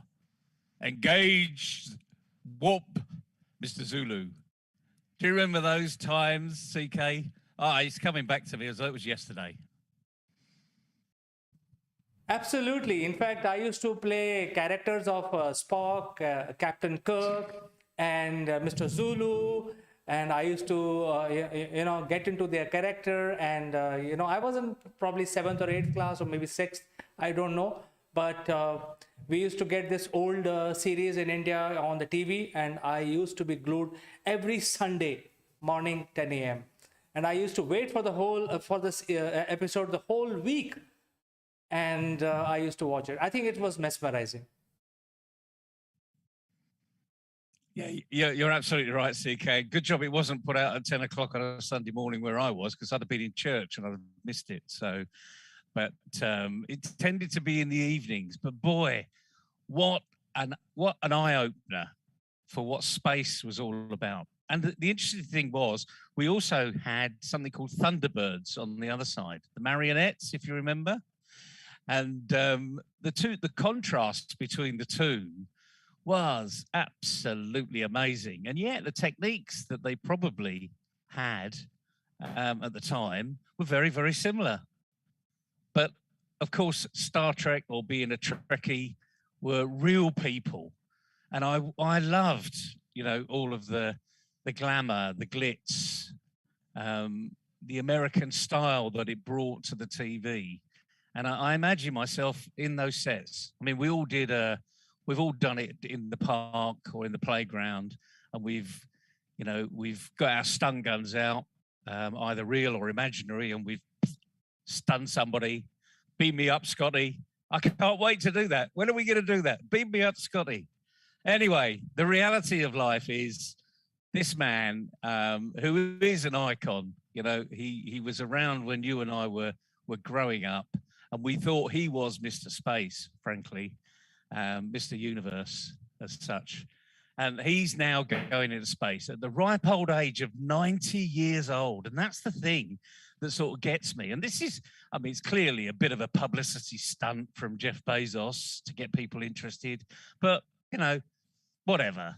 The fact that this guy's going up there for the first time in his life, this is a childhood dream for him, and yet he's been on so many space missions every week at 10 a.m. on a Sunday morning. CK, he was going to some planet or some universe, or going through a black hole, or coming through the other side of a black hole. So yeah, it's exciting. It really is exciting, because he's now taking that one giant leap for mankind, as we heard all those years ago. So what do you think, CK? What's in it for him as a person? Well, I think he's heading back to the Andromeda quadrant, and most of the action in his life was happening around the Andromeda quadrant. So I think he's going back there, and he's already 90 years. He's an inspiration to billions of people on Earth. He has been, this series has been inspiration to a lot of development, a lot of research and development, acceptance of mobile phones and self-opening doors. There are so many numerous inventions which are attributed to this series. And, we were all such a big fan, me and my sister, during, that time when the Star Trek used to get telecasted on the TV, Indian televisions. It used to be, black and white. I think it had a very dull color, but it was very, very inspiring. So I think he has been a hero. And because we were small kids, that has left a lasting impression on our minds. And we still feel he is a hero. He is heading towards the space in October, I think in 2 weeks from now. And so he's doing what heroes do. He's going up there, proving to the world that even at 90, you can go to the space. So this is what I feel, Neville. Yeah, you're absolutely right. And the interesting thing is, you're a little bit behind the time, because they should have taken off yesterday, but there were too many high winds. So they're actually going to take off today. So you can probably see it online. I'm sure it's going to be, broadcasted everywhere, because again, as we said, CK, this guy's an icon. He brought space to life for so many young people. But the thing is, he's 90 years old. Just imagine, what it would feel. He's almost 30 years older than me, frankly. And I think about all the pressure and the pain that you'll have to go through just to do this little up and down. Because that's all he's going to do. He's going to go up there and stay around for about maybe an hour, and then he's going to come back down again, just like they did before, part of the Blue Origin Company program. And it's interesting, it's called The New Shepherd spacecraft, but it's not spelt shepherd with an H, as in being a shepherd in the field with the sheep. It's just New Shepherd. But I think what was interesting to me was when he was interviewed, he said the first thing he said was the most difficult thing about going into space will be getting out. I'm sorry, I'm laughing. I can't help but laugh. Getting out the seat of the spacecraft. This guy's got lots of arthritis, you know, and he obviously struggles with that. And he said the first bit will be going to space will be literally unbuckling the seatbelt and getting out of the seat, because he knows that standing up for any seat is hard work for him. You know, it's painful. He's got a particular type of arthritis, which is pretty painful. But I thought that brought it all back down to earth as to what this really is going to mean. And of course, when he's weightless, he won't feel any pain because he's not, the joints are not moving in the same way, and gravity's not putting, you know, 9.8 meters per second on his body. But he also gave the usual emotions of everybody. Now, remember, we know this guy as doing thousands of missions, traveling millions of miles in space, but it was all imaginary. Now reality's hit. And he said he was terrified of going out there, but he felt comfortable that he was uncomfortable. But he knows it's safe. He knows he wouldn't be put at risk. He knows it will be safe. And I'm sure, even though they've only had a few days training, the training's been enough to say that the doctors have given their okay. The last thing that they can risk is someone having a medical emergency in space when all of this is going on. But in his little interviews, he also said, it's looking at the vastness of the universe, looking back down on Earth. Of course, we think he's done this many, many times before, but he hasn't. You know, he's only seen it as we've seen it when we've seen pictures from the space station or a little movie that the space station has given. But now this time, he's going to do it for real. I can't imagine how, you know, when he was that young age, probably in his sort of mid-20s, when he first put on that Star Trek shirt and did the very first episode, that he would actually get to do his childhood dream, and that's go into space. And of course, at 90 years old, there's hope for me and you yet, CK.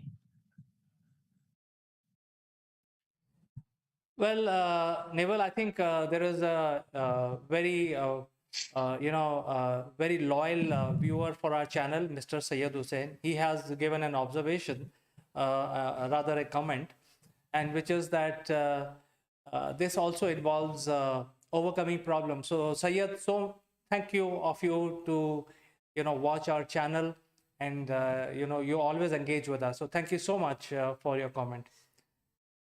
Well, I think Neville, as I said, he has been inspiration for billions of people, especially mine.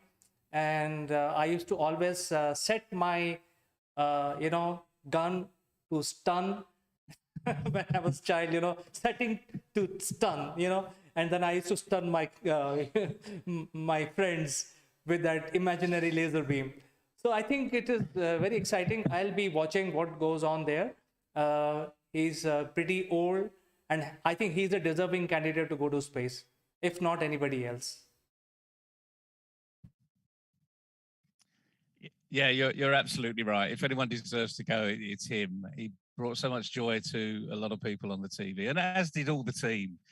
Spock, as I could have never pronounced at the time, and Scotty and Bones. These were icons, household names, as kids will know today. They have Marvel and Universe. Well, I'm afraid, children, I have to let you into a secret. We had the real thing. These guys only came out of good old being a Star Trekker. Of course, the other thing is I wonder how Sheldon's feeling about this, because part of the whole one of the programs that's pretty live on TV at the moment over here is the Big Bang Theory.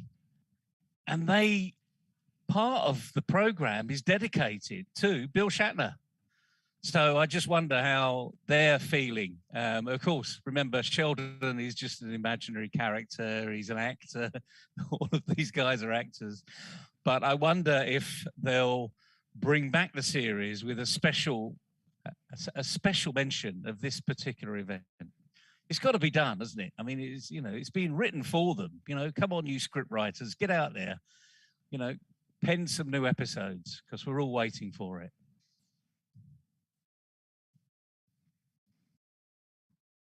Well, Neville, I think you're absolutely right. He is the deserving candidate, and he is going to still inspire so many thousands of people who will be watching William Shatner real voyage to the space. And to all my friends who are in their 20s and below 20s, I like to say that, the villains of Star Trek can eat the villains of Star Wars alive.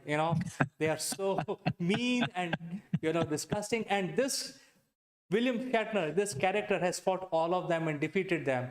And he is now heading towards the Andromeda quadrant where no man has gone till now. So I think it's fun. We will be glued to the screen, Neville, and we'll circle back on the story after the successful touchdown in a couple of days. So thank you so much for joining us today morning and talking about this interesting news, Neville.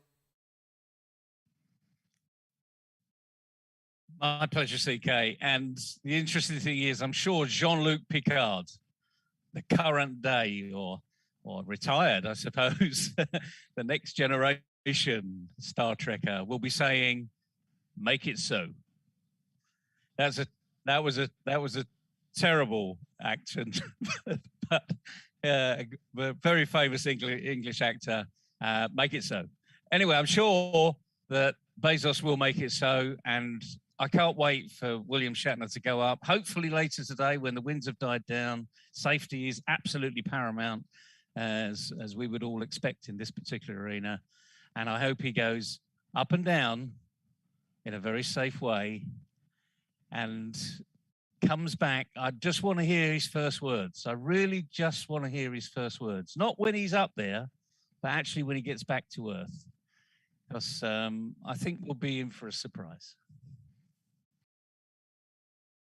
Yes, Neville. So we will catch up on this story again, maybe tomorrow, maybe day after. And I like to say goodbye. And, you can make that gesture. I can't. So why don't you make it for the viewers before we go? Awesome.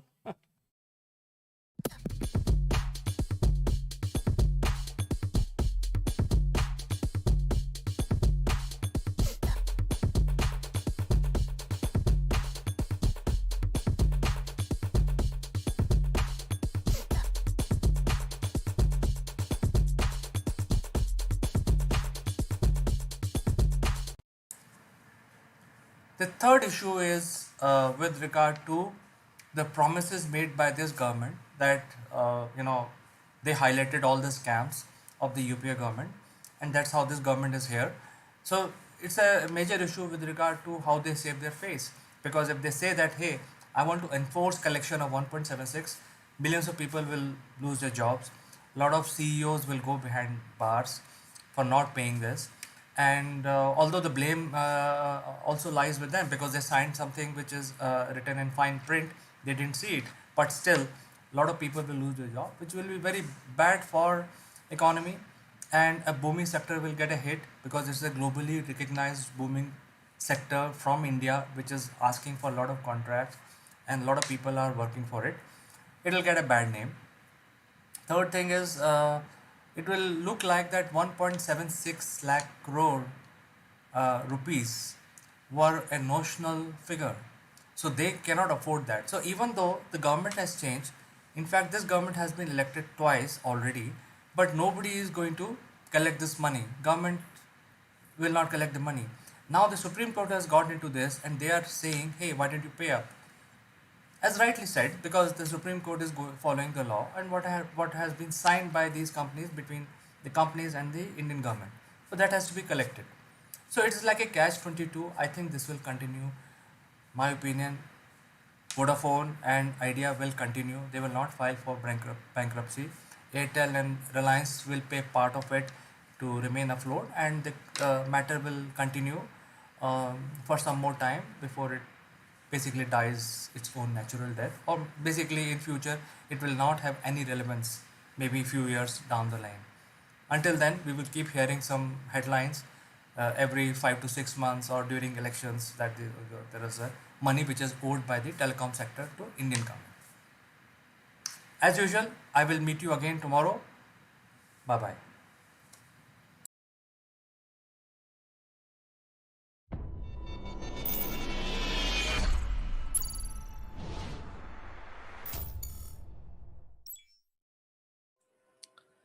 Hello, friends. This is Chandrakant, and welcome to Doctor Speak. And as all of us know, that being overweight could be a big problem. At the same time, being underweight can also be a big problem. So, to discuss this further, let me invite my friend, Dr. Pooja Bedi from Shimla. How are you, Doctor? Very good morning, CK. I'm absolutely fine, and it's always great to see you.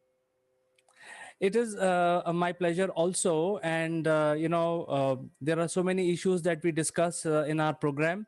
And today we would like to discuss about how can we solve a problem of being underweight. So what is that you want to tell our viewers about how to resolve this issue of being underweight? Yes.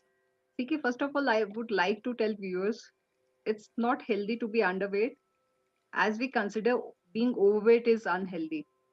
So, underweight makes you more fragile and vulnerable to various different infections and diseases.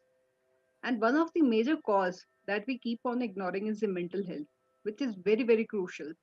Because if somebody has some kind of trouble with the mental health, it tends to definitely disturb the eating balance or the appetite of a person.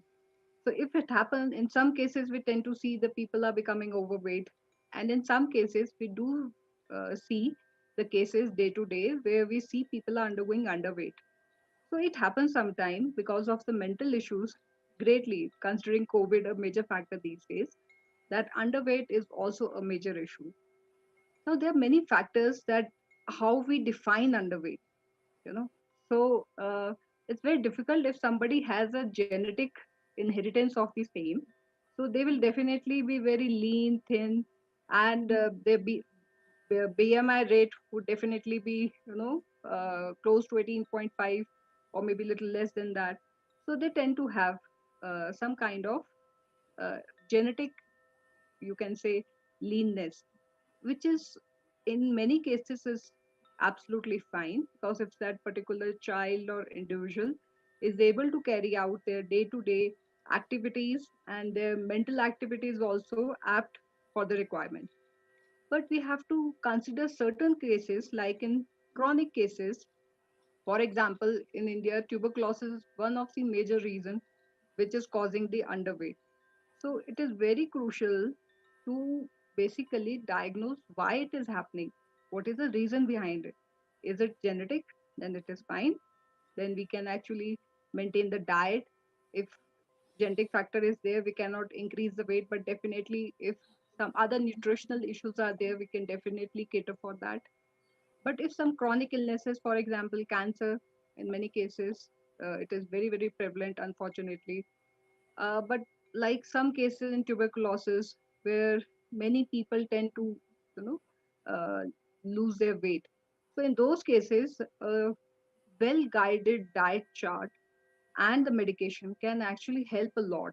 And I've seen it myself, where a person had come to me with the abdominal tuberculosis, bubble tuberculosis, and this particular child was 12 years old, and uh, she improved dramatically after the medication of 6 months with a very, detailed diet chart that we had planned for her. So it's so highly recommended that chronic disorders are to be ruled out. Uh, if somebody has a physical activity to a greater extent, they tend not to gain weight, which is absolutely fine if the dietary intake is fine. And if they are doing athletic activity, we should not much be concerned. But these are the reasons that why the underweight situation comes. Now, what happens when it happens?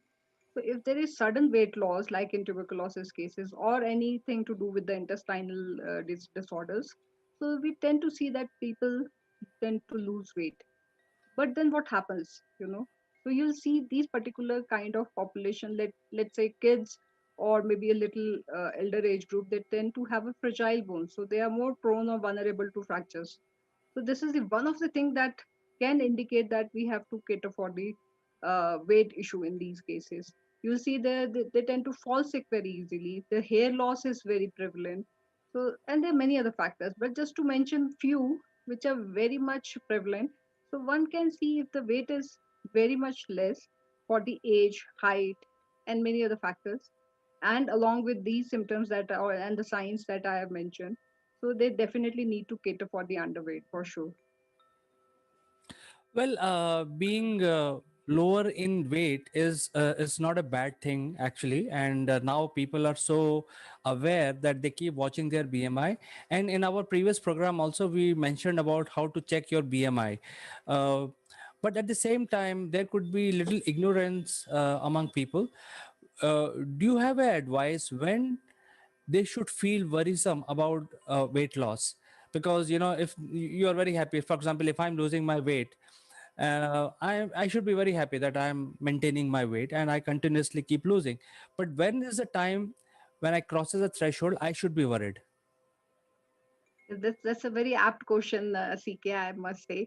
See, the first thing is if we are losing weight or somebody is losing weight, if it is intentional, under a very good diet plan, and under the very good gym instructor, or you yourself is aware that I'm losing weight and it is not affecting my mental and physical activity, it is absolutely fine. But I don't highly recommend people to go into size zero or become so thin that you become prone to diseases. So that is not recommended at all. So when a person should be seeing a doctor, this is a question. The first is when you feel like I'm very tired after going to a gym for 2 hours, having the six packs, but you feel very tired. And in other cases also, otherwise also, people who are not into much of physical activity, they tend to feel tired. They avoid socialization. That is a very clear indicator for mental illness, which can be cause of one of the reasons for the weight loss. So, uh, if somebody is feeling fatigue, is not able to carry the physical activity, and is not responding as mentally active as he or she should be responding or was responding earlier. So these are few indicators. They can be changed in the sleep pattern as well. The socialization you will see will decrease a lot. So these are all the indicators that we should be seeing a doctor. And if I have to just raise a very common indicator is the hair loss, to be very frank. So people who are actually undergoing this issue of hair loss and their weight loss is also there along with it, or they're on a thinner side, they must see a doctor or a good dietitian. Great, doctor. In fact, there is also a big confusion being among the people, by and large, at least 50 to 60% people that they sort of correlate weight loss with being anemic. Is there any relationship between weight loss and being anemic? Yes, it is there. But see, if, as I mentioned, if somebody is genetically having this process of leanness or thinness, it is absolutely fine. So they are, I suppose, not anemic for sure. But if somebody is abruptly losing weight, so they obviously tend to undergo anemia as well, and the other sign and symptoms as well. So yes, anemia is definitely related to weight loss, but not in all the cases. We have to separate the cases from the genetic ones and the ones who are losing the weight because of any chronic illness. As I mentioned in tuberculosis as well, people tend to lose weight. And in mental cases where people are taking less of the diet in some cases, so obviously they will become anemic as well. So yes, it is related, but you have to cater for different set of population in a different manner. And in some cases, weight loss may not be related to anemia at all. So having identified that some individual is losing weight, are there any natural therapies available if somebody is not comfortable going to a doctor but they want to be at home, and especially now in COVID time, is there something they can do at home to improve their situation? Yes, it's a very good question. How to overcome it, you know? So ultimately, if somebody is looking for weight gain, so I would like to add one point, CK, prior to it. If you look at the younger generation, they are into drugs habit, steroid intake, you know, and all these kind of things are provided in certain gyms as well, just to gain the weight. So this is really bad. There might be some instant weight gain, but ultimately it is going to end up in a, you know, in some other drastic disease, which is bad. So I'll highly recommend to youngsters specifically who are on the leaner side and want to gain weight to please not to go for the shortcuts. Okay, for example, steroids and drugs, they are really bad. So please don't go for it. Now, coming to the main part of the question, how to improve. First is you have to calculate your BMI. So go for a BMI calculator. Please calculate BMI. Check where you're standing. If it is on a very thinner side, then yes, diet portion is to be maintained in a very smart manner. One is required to undergo frequent diets. I'm not saying have a fleshed meal every 5 times. No, it is not recommended. But have a frequent small portions of meal, which are rich in carbs as well as in protein. So the muscle mass is also increasing gradually. So diet is definitely one of the factors. And one of the easy way is to actually, and very hygienic, just to have bananas with a glass of milk. It helps a lot. And I, as always recommend to have a fistful of nuts. So in weight loss cases, they can have more of almonds with a glass of milk. It really helps, you know. And with diet, specifically during the COVID time where we are more into sitting, style. So I'll not recommend to go for fried food, you know, or fat is not bad for lean person, but if the intake is too much, they will definitely end up in some trouble. So go for a diet which is balanced diet and has to be a nutritional diet. So it can help any individual to gain little bit of weight, but do counter the other parameters that, like I already mentioned, are you able to cope up with the activities? Then it is perfectly fine. Go with the same diet for some time. And third is very important thing is, in case it is happening after all the efforts, one is not able to gain the weight, please consult a good dietitian so that your all the previous parameters or the medical parameters can be checked, and accordingly a diet plan or maybe some medication which can do cater for the chronic disorders, and people tend to gain weight after that. Well, doctor, there are so many different friends I have, and both men and women, and some of them are very thin and slim. And when we meet and socialize, we always say, "Hey, you are so slim and you don't need anything." But there could be an instance where some of these individuals may be underweight, uh, and they actually maintain their diet. So whatever they eat does not get absorbed. And I'm sure there are a lot of individuals like that. They eat a lot but they still remain thin and underweight. Is there a solution for those kind of people? See, their metabolism rate is pretty good. So whatever they're eating, they have such high metabolism that they are able to cater for it. But unless and until, as I recommended, if somebody is not having any physical or mental parameters coming up, it is absolutely fine to go with the same diet. And if they are on the leaner side, I don't recommend people at the age of 50 to try to look at what they were looking at the age of 16. It cannot happen. Even if it happens, then your bones are gone or the muscle is gone completely. So it all depends on the person's capability, how they're catering for it. But yes, in case somebody is underweight and still is not having any indicators, it is fine. But if they are having indicators, then they should definitely consult a good dietitian. But I think it can be resolved on their own. It's not a very major issue which cannot be resolved on their own. All you have to do is to please check for your BMI. Where are you standing exactly? Try to monitor the diet. Have a good protein and carb rich diet. And thirdly, don't forget not to do the physical activity. Some people are required to do physical activity in order to gain weight as well. So I highly recommend to go for a very simple, mild physical activity, monitor it nicely, have plenty of fluids. Milkshake in the morning of, consisting of fruit can really help out people to gain weight. So these are the parameters, but one has to be very conscious about not losing much of the weight. If talking specifically about the females, they tend to have fertility issues if they are underweight. So this is why we recommend whosoever is coming for fertility issues, they are on a very thinner side to get their parameters checked. So it can be one of the reasons for the major changes as well. So it is required and it can be catered on their own. In case it happens, the individual is not able to cater this particular thing on their own, then I would highly recommend to consult a dietitian because they are the perfect people to guide you how to maintain the weight. And considering the COVID time, it's not required to go to a dietitian. You can always have an online consultation as well. Yes, doctor. In fact, I have come to my last question, and it is related to the diet itself. See, what happens is there is limited food you can eat. Suppose you're having lunch. There is limited quantity anyone can eat. You can't keep stuffing yourself in.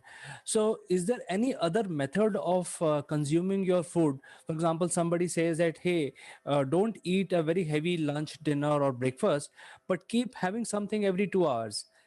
Keep nibbling something. There could be other methods. So what is the best method in your opinion to gain weight?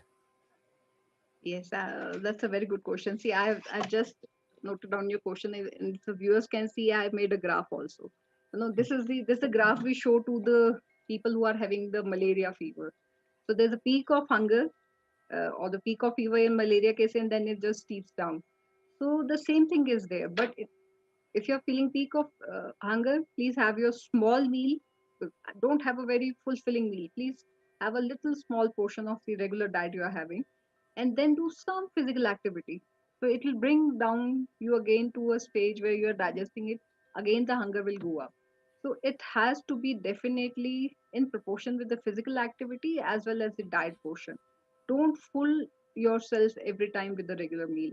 Have a smaller portion of the regular meal, and you will develop this reflex after say a couple of weeks that people don't feel like actually having a fulfilled meal, so they'll definitely go for a shorter portion of meals at short intervals. So that's one of the way how you can maintain your hunger chart or the appetite chart. It is such a valuable advice, Dr. Pooja, you have given us. And I'm sure a lot of people who are watching this program would benefit from these advices, especially when they are underweight. And we will do another program of being overweight, but not today. Today, I think I'd like to say goodbye for you. And thank you so much for coming to our show and, talking to our viewers.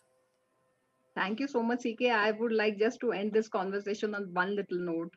A special message for the youngsters: please don't go for the shortcuts in order to gain weight, to have six packs or a very nice body.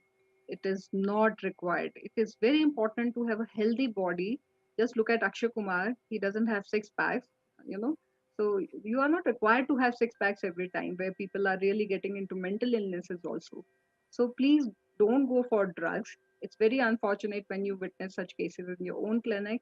So it's very unfortunate thing. So please don't go for shortcuts. Don't take drugs. Don't take steroids. Go for a gradual method of weight gain with the diet. It is highly recommended with a good complement mix of the exercise or the physical activity. Stay healthy and thank you so much, CK. Thank you, Dr. Pooja. Have a nice week ahead. We will catch up again next week. Bye bye. Thank you. Thank you. Bye bye.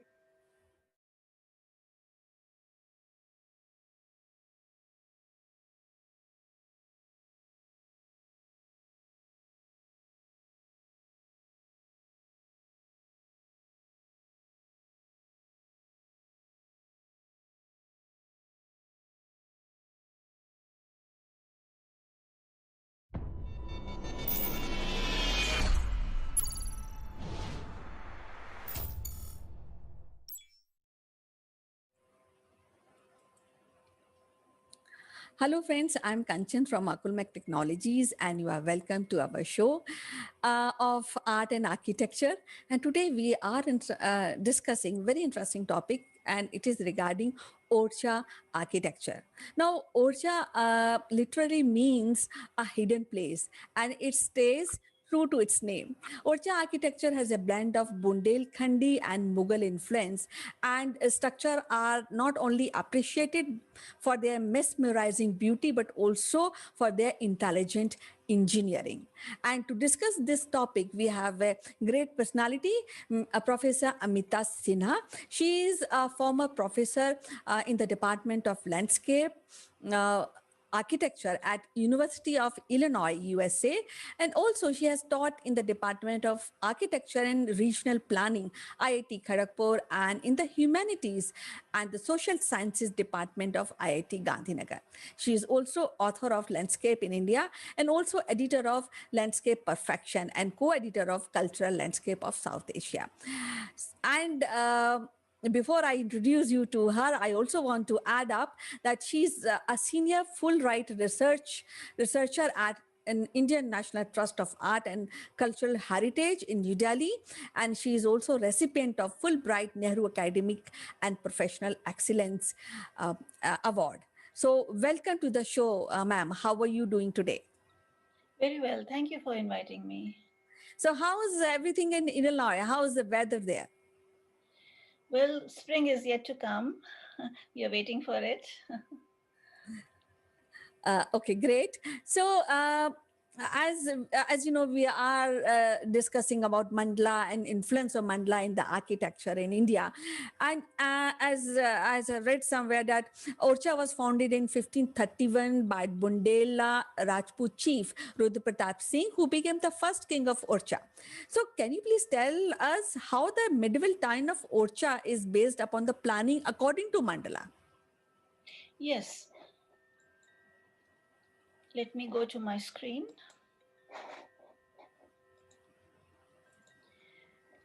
So here we see two diagrams of mandalas from Puranic geography.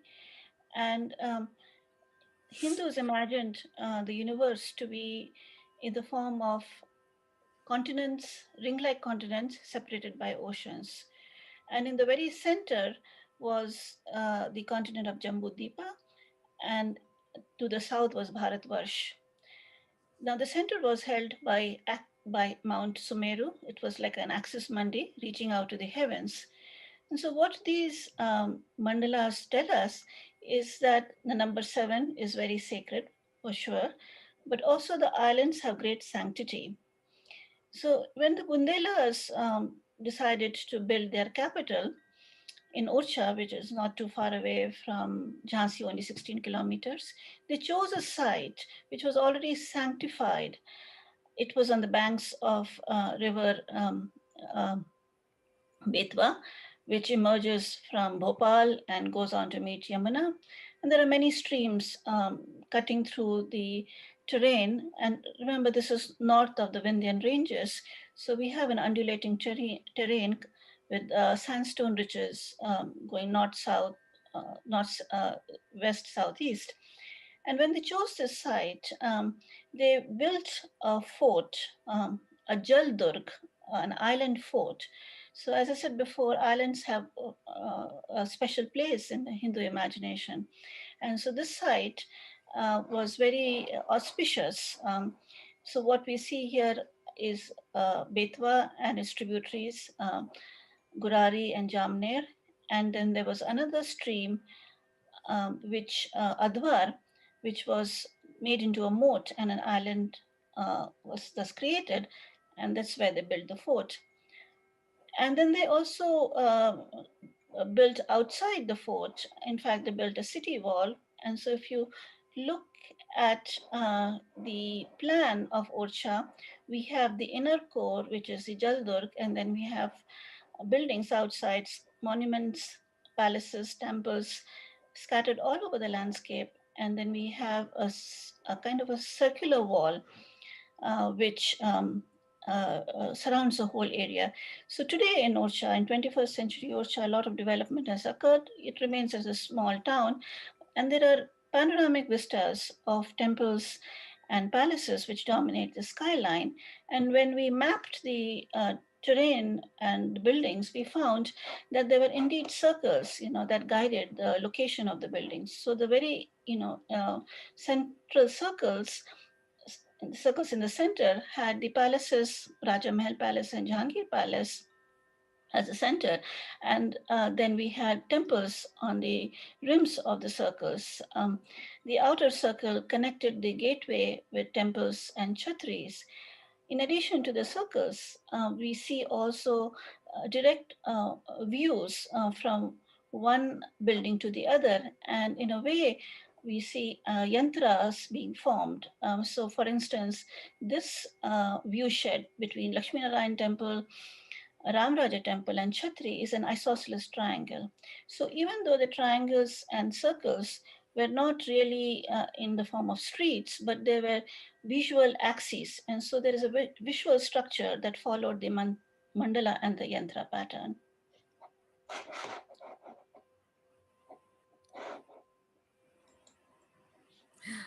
So actually, as you were telling us that Orcha is a historical town located on the banks of Betwa in Madhya Pradesh, and I think it's very well known place, and it's known for the grand palaces, intricate carved temples, famously known as the city of palaces. And it is a world renowned for classical mural painting, frescoes, chhatris, and it were also constructed to commemorate the Bundela rulers. The Orcha old world charm cast a spell on tourists from all around the world. Now, when we are talking about mandalas, I also want to ask you, was Orcha fort designed according to the Vastu Shastra? Yes, it was. So Vastu Shastras and Shilp Shastras have guidelines on building forts, and one of the category of forts is the Jaldurg. And so this Jaldurg, the fort of Orcha, it rises above the stream and the river Betwa, as you see in the slide. And the walls are very strong, the ramparts are very strong. And when we look at the plan, even though the island is not quite a circle, it is a kind of a polygon and it is tapering.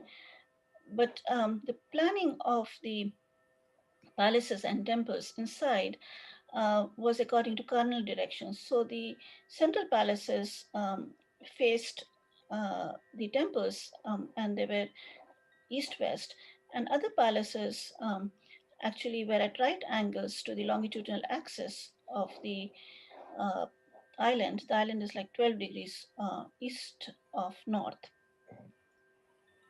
And in Jahangir Mahal, on the floor of one of the uh, arcades, we found this very interesting diagram. It looks like a kind of a horoscope, with the building skyline and some numerals which we could not decipher. But this is very clear evidence that the Jaldurg was planned according to certain precepts of Vastu Shastra. We also see in the palaces an example of Paramsaik Mandal. So Raja Mahal, for instance, and Jahangir Mahal both are squares and they have courtyards in the center. They are gridded squares. So on the upper floors, the grids guided the building of arcades, and on the topmost floor, they guided the building of domed chambers and chhatris. So the building became lighter with upper floors, and what we see is a kind of a inverted pyramid of open space. And this shows not only, as I said, the example of a Paramsaika mandala, but also it shows the influence of Indo-Islamic and especially Mughal architecture. As the story goes, that after Babur's death, the Bundela Rajput chief Rudra Pratap, who ruled over a small area called Gar Kundar, founded an opportunity to expand his territories. In 1531, he founded a city of Orcha, which was only 56 kilometers from Gar Kundar. He chose this stretch of land along Betwa, as the professor was telling, as an ideal site for his capital, and became the first Raja of Orcha. Now, when there are palaces and when there are other architectural structures, I'm sure there must be a good and expanded form of temples also were there, and you can see those temples even today. So tell us about the temples of Orcha.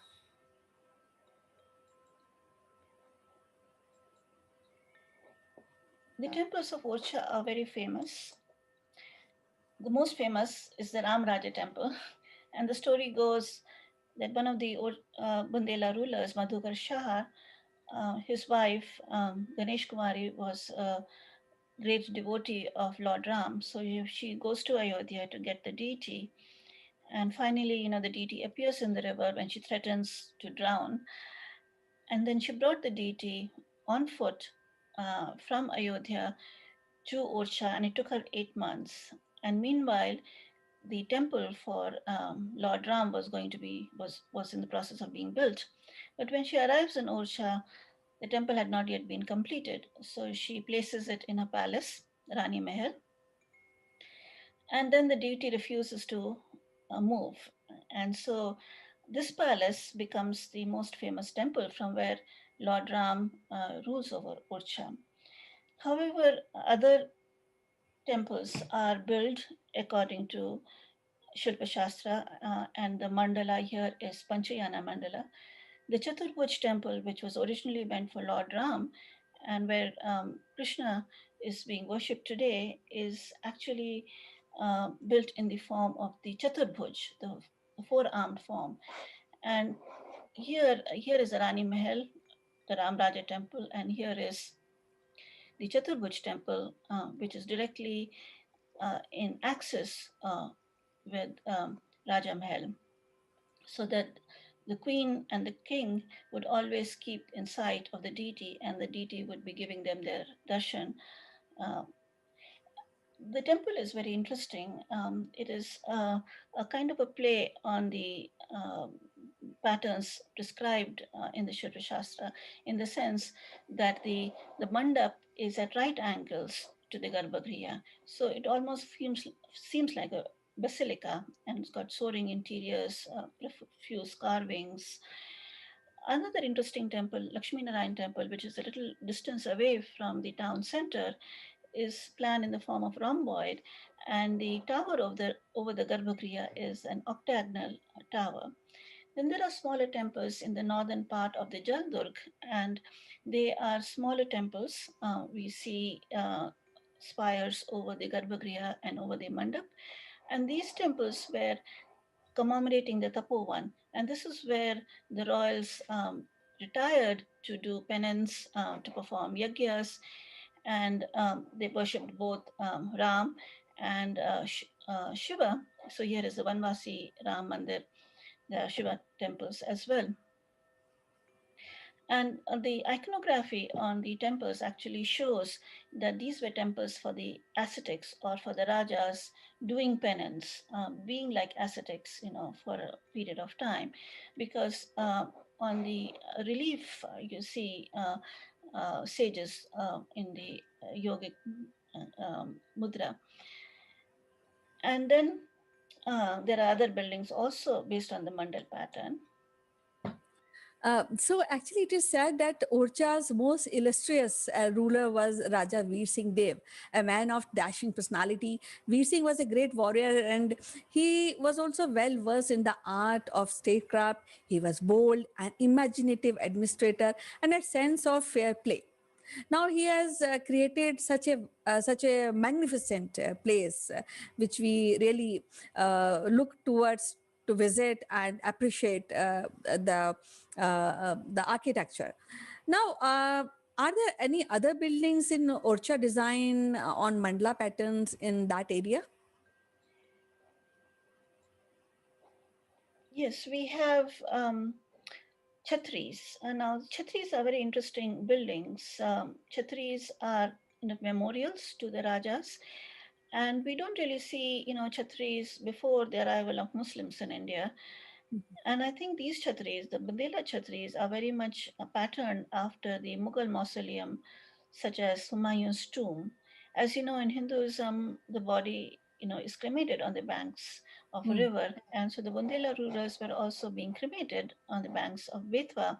But then they built these magnificent structures, and these were, as I said, memorial structures, because there are no remains, more bodily remains. There is no mausoleum as such. These are simply sites of cremation. But these edifices are built in the form, again, of Panchayana temples, a central tower with four smaller towers, or in this case, domes, and chhatris surrounding the central tower. And the grounds were designed in the shape of the Mughal Charbagh. Actually, when we see to this cultural landscape of Orcha evolved over the time as a barren wilderness was slowly transformed into picturesque capital of Bundelkhand. The settlement derived its name from the phrase Undochi, meaning low or hidden. The site indeed ball-like, buffed by bluff and forest. The Orcha fort is unique in Bundelkhand. The site selection was suitable for security. The fort was made inaccessible by the water all around it.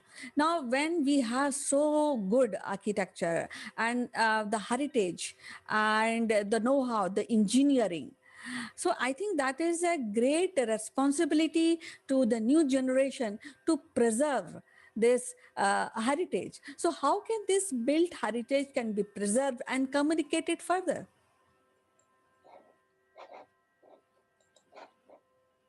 That's a very good question. How do we preserve this heritage? So, Archaeological Survey of India and State Archaeology are preserving certain buildings inside the Jal Durg.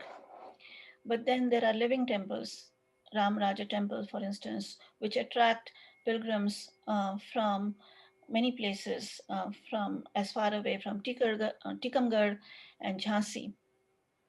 So pilgrims also use the riverfront Betwa for bathing. They visit the temples. There are tourists who are coming to the island fort to see the palaces, and these are kind of two different separate worlds. So I think what needs to be done is to integrate the mythological world of the uh, pilgrim with the historically oriented world of the tourist. And I think the scope of preservation should go beyond the buildings to the landscape at large. And so here we are proposing a system of trails that will connect all the historic sites as well as the temple sites. So right now, the pilgrims come to Ram Raja Temple. They visit a few temples north in the northern part of Jaldurg. They go to the Betwa. They do the Panchkroshi. And then, how about extending this trail to the Jal Durg and its other monuments, extending it in the form of a bike trail along the walls of the historic medieval town. And in this master plan that we propose, we are saying that Bundelkhand, this part of Bundelkhand, which is kind of a dry region, even though it's on the banks of the river, needs actually to be made productive again. And there is a lot of fallow land between the historic core. So, how about along the trail planting trees, doing water harvesting, and then using some of the water for the for residents and for running the number of hotels that are on the site, plus cleaning the moat, consolidating, the banks of the Betwa and making it accessible to tourists so that anybody who visits Orcha can learn both about history as well as the sacred significance of, of this beautiful place. Um, I think maybe the decision maker and archaeologist are listening these comments which are being offered by you, and at the same time, I also feel that there's a lot of education which has to be done in school, telling how to take care of the historical buildings, which is a part of our culture and heritage. So, what do you think about this? Shall we introduce a course in the school curriculum regarding this? Yes, history can be taught with examples. It doesn't have to be, just words. And especially in programs such as design programs, planning programs, tourism programs, I think education should be very much be based upon the enormous heritage we have and learning from examples and then thinking about how to preserve not just the monuments but also cultural landscapes. Yeah, actually, this time has come that everybody, every Indian should feel proud of our rich heritage and culture. And as usual, it was so lovely to talk to you, Professor Amita Sinha. We'll meet again with the next episode. Till then, bye bye. Take care. Thank you.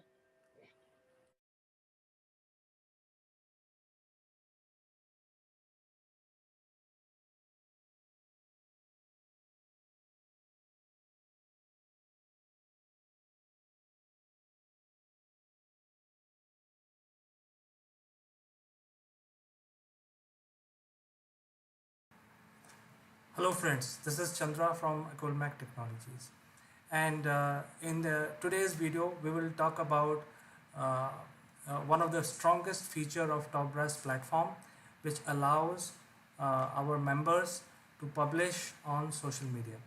So basically with single click you can update your branding material and marketing material on TopBrass, and with single click you can publish it across the entire global social media which are following you or following the TopBrass. So in order to showcase that strong feature, I would like to log in, show you how to log in first. And once you log in, it will open up your dashboard, which will give you the feature of connecting your social media pages with TopBrass platform.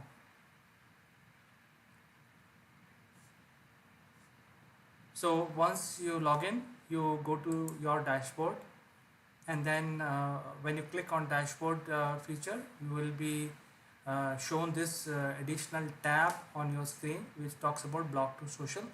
And here the first thing, that's a one-time activity where you connect your social media pages to your TopBrass, to your area of TopBrass. So click on network, and the screen will change and it will show you all the popular all the popular social media platforms which are listed here. So one by one, connect using your profile IDs and your passwords, and once it is connected, that's it. It is set up for the lifetime till the time you're member of TopBrass.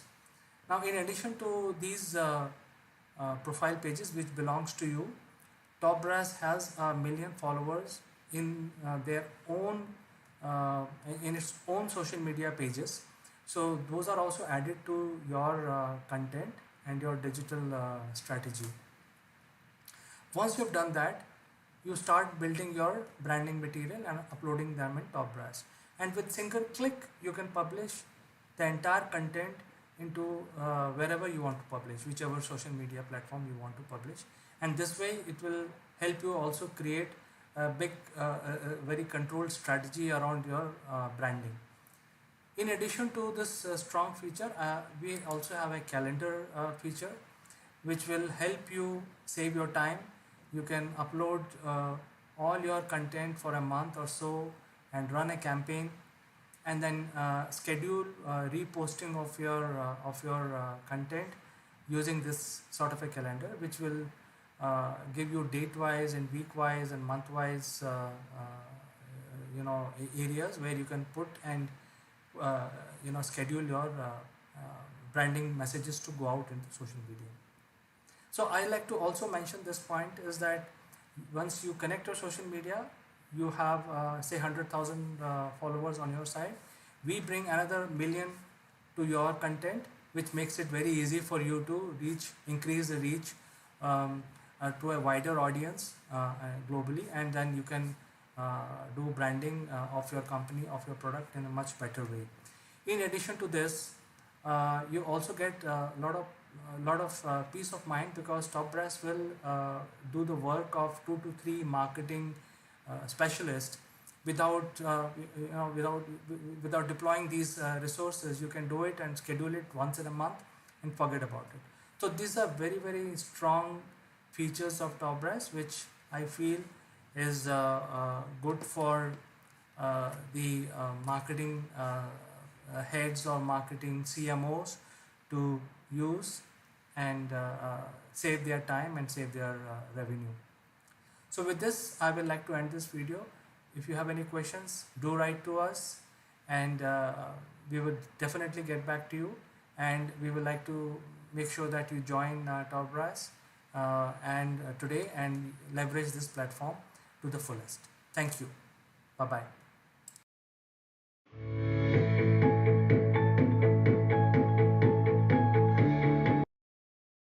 Hello friends, this is Chandra from Akulmac Technologies. Welcome to Top Brass. Today we have Mr. Akshay Gupta in our program.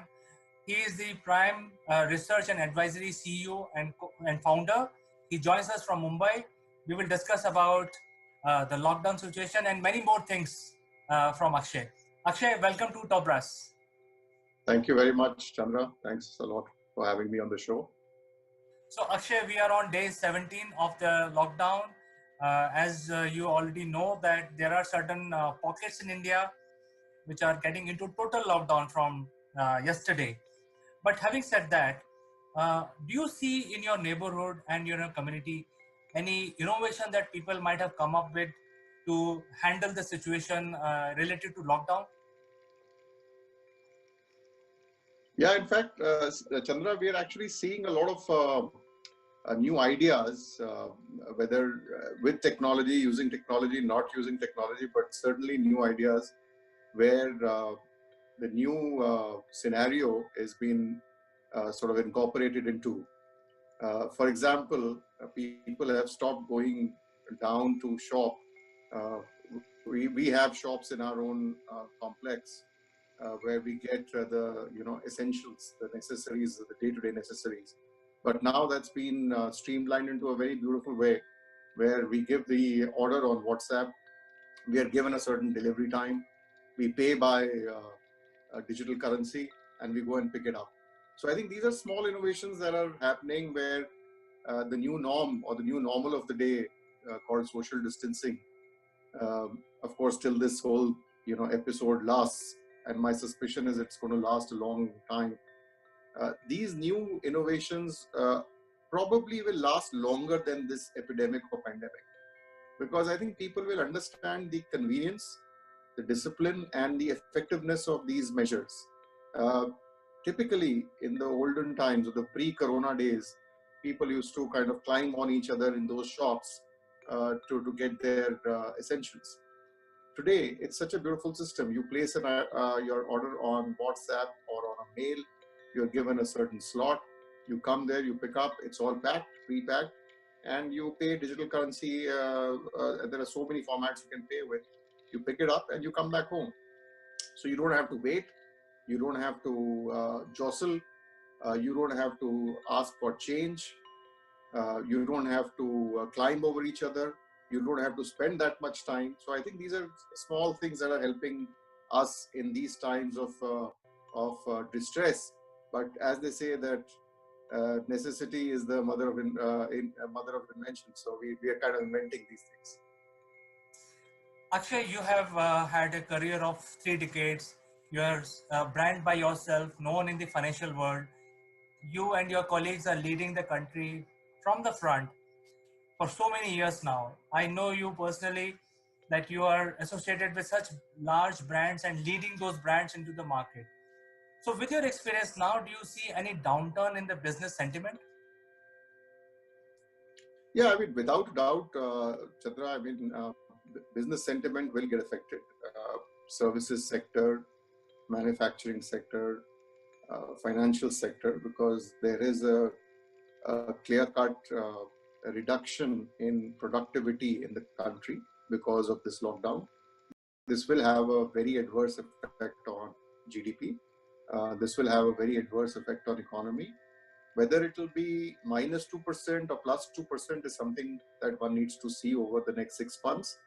How long this will last, one has to see over the next 6 months. But certainly this has put India's growth story into a sort of grinding halt. And this will take at least 6 to 12 months for it to normalize. We are seeing a lot of services which are called consumer touch services businesses holding up, like restaurants and hotels and airlines and theaters and what have you. And those guys will take a long time to recover. When those guys default, people will be sacked, people will be laid off. Those people will stop contributing to the financial sector. There will be defaults that will be adversely affecting the banking sector.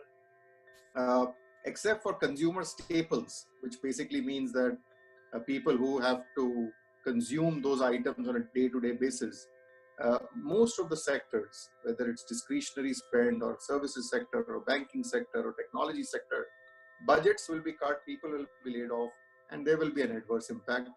And I don't want to sugarcoat by saying that it will come back very soon. My estimate is that it will take at least 2 years for us to get back to where we were pre-corona. So I think we are going to get into a recession, a very bad recession. I think from your point of view, what the government of India or various respective governments of each country should do to revive the business sentiment in order to bring the GDP up of the globe of all different countries, what measures they should do after the lockdown is lifted?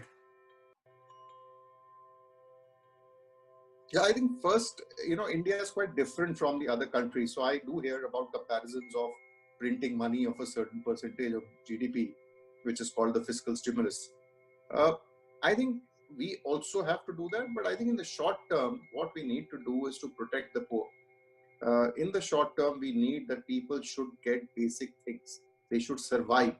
Today, there is a problem of survival. I think survival is the key in the short term.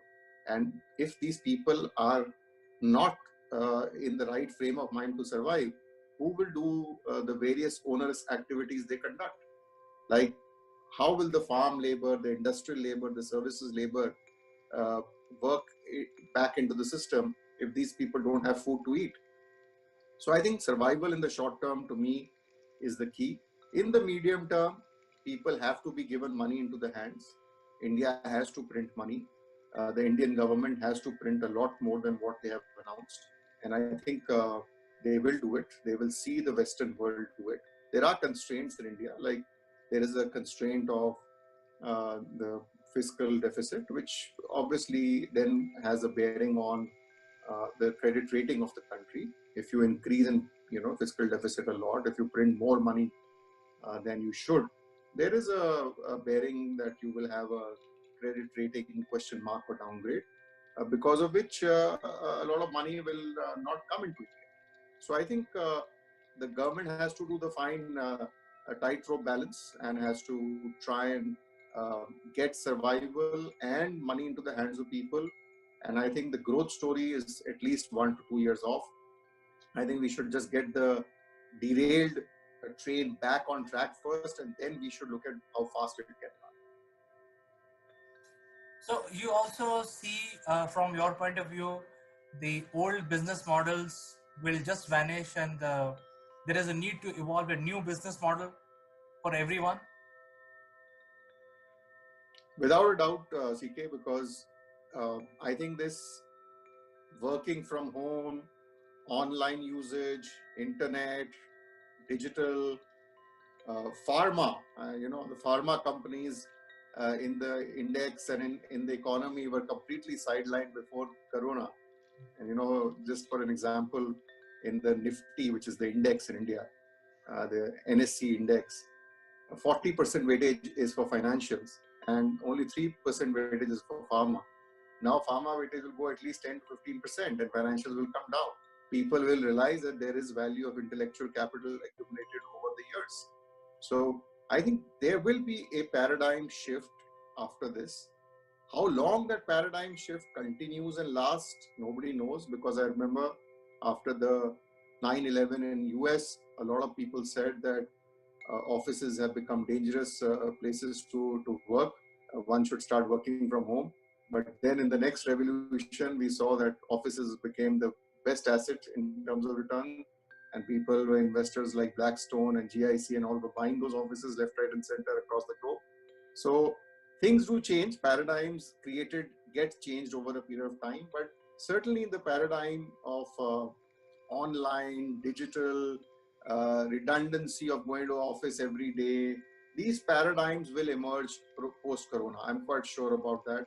And I'm also quite sure that things like healthcare and pharma companies will get far more importance than the traditional companies like banks and manufacturing companies, because people will understand that these are the lifesavers, and we need to give far more weightages, far more P multiples, far more importance to these industries.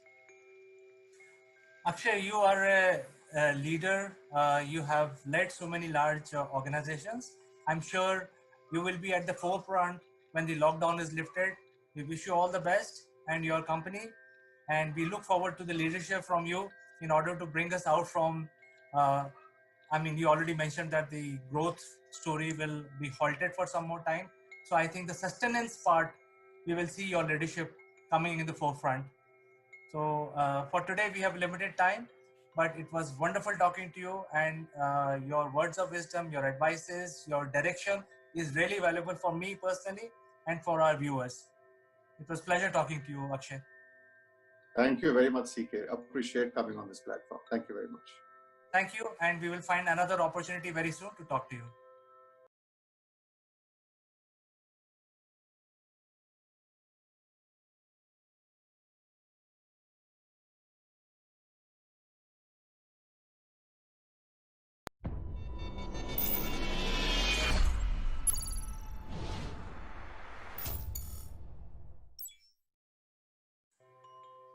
Hello friends, this is Chandrakant from Akulmac Technologies and welcome to Top Brass. This is Thursday morning and let me welcome my friend from London, Mr. Naval Gun.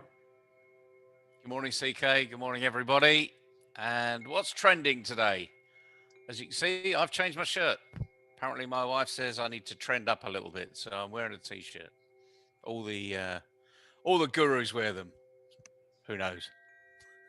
Well, Naval, as far as I'm concerned, between you and me, you are trending. That's always a worrying thing. In this discussion, we're both trending. You're 50% and I'm 50%. There you go. Yeah, but I would like to share this great news with the viewers here that Naval Gun has been classified as the top 100 among the top 100 influencers in the world. So that is a great news. I'm very happy and able to announce this. And congratulations and good luck to you. Thank you very much, CK. But as you know, all I say is it's not about influencing, it's about doing. So let's do something today. Let's get out there and let people know what's happening and why they should be using it. Well, I think there's another statistics which I can share with you is that our click-through rate on the channel is 12.8%, which is higher than what the entire YouTube gets. It's like if you get more than 10%, you are good. So our click-through rate is 12.8%, which is quite high. Oh, congratulations. Obviously, you're putting some stuff out there that people are listening to, which is really good news. So what else is trending out there? What's trending in the world of work out there, in the SME world? What's coming at you on a regular basis via email and LinkedIn and Twitter, etc.?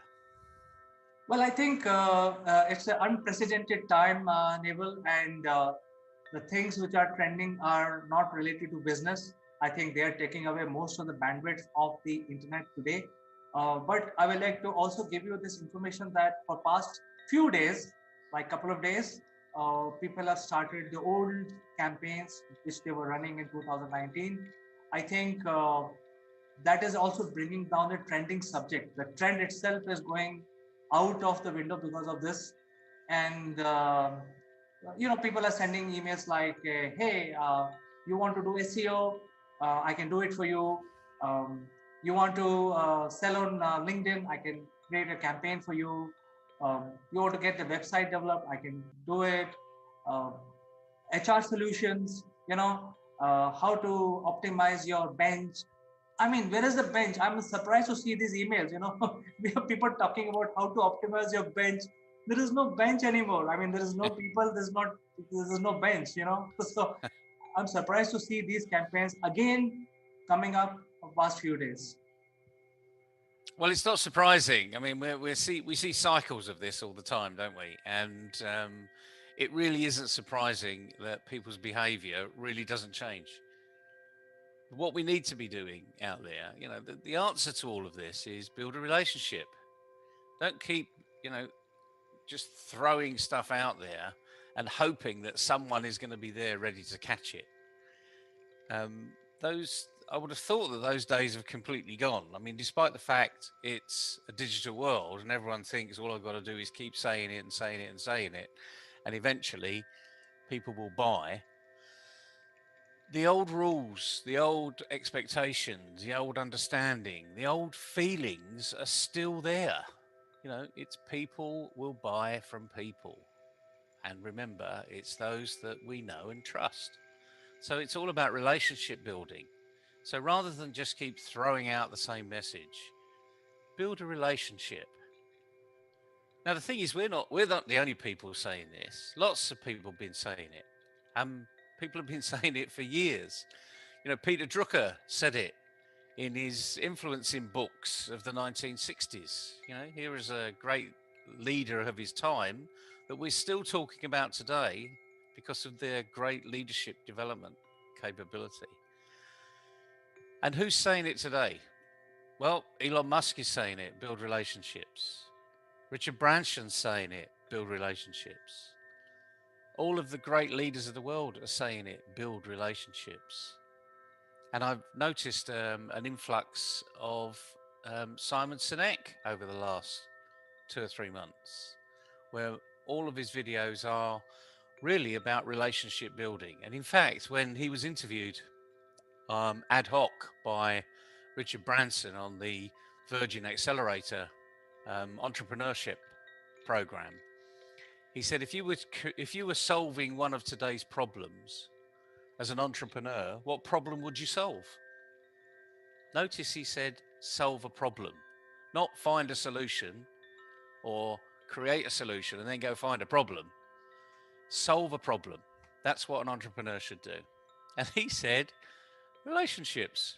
Solve the relationship problem. Eureka. Here we are. Let's solve the relationship problem.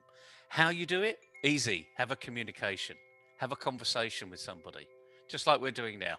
That's how you solve relationship issues. Talk to people. Understand them. Get to know them. And the same goes in business life. If you've got employees, understand what makes them tick. Talk to them. Take them out. Have a coffee with them. Understand what their problems are. Help them solve their own problems. This is not difficult, but don't do the trending, throw it out there and let's see if someone's ready to catch. You throw a ball at me, I'll catch it. But am I your audience? The likelihood is no. I'll listen, but I'm not your audience. So why are you wasting your time with me? It's called behavioral waste, as you and I both know. So the main thing, I think the message we need to do today is go and build a relationship. Listen to all of the so-called real influencers around the world. The Simon Sineks, the Richard Bransons, the Elon Musks, etc., etc. They would say, go and build a relationship. And come on, talk to us about build a relationship. Come on, have a discussion with us. We'll help you build your relationship. In fact, Neville, I'd like to share some of the conversations I've been having in this part of the world with various leaders and the CEOs of startups and SMEs. And I'm surprised to say, I'm just summarizing my conversation. I'm surprised to inform you that one of the conversation I had last week, in which I told him that you can come to our channel and build this relationship, reach out to the target audience, convey what you have, what pain you solve for the audience. He says that's not my biggest problem. It is so hilarious when I tell you this. That is not my biggest problem. My first problem is how do I get leads? So I told him, look, man, I mean, not,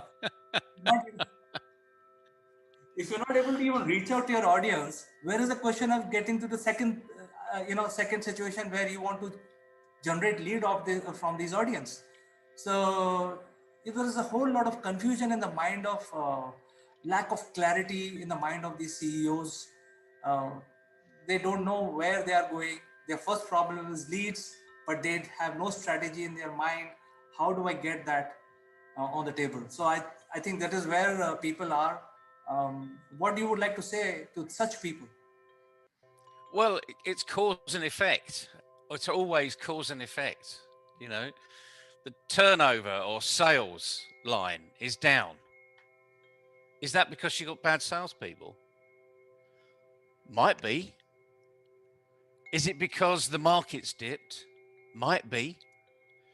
Is it because no one's buying your product anymore because there's a new competitor in the arena? It might be. But you can procrastinate and you can imagine what it might be. What you need to do is to go and find out what it is and ask those questions. It could be your lead generation is tied up. It could be, someone in the department isn't sending out the emails that they used to send out before. Until you know what the cause is, you can't fix it.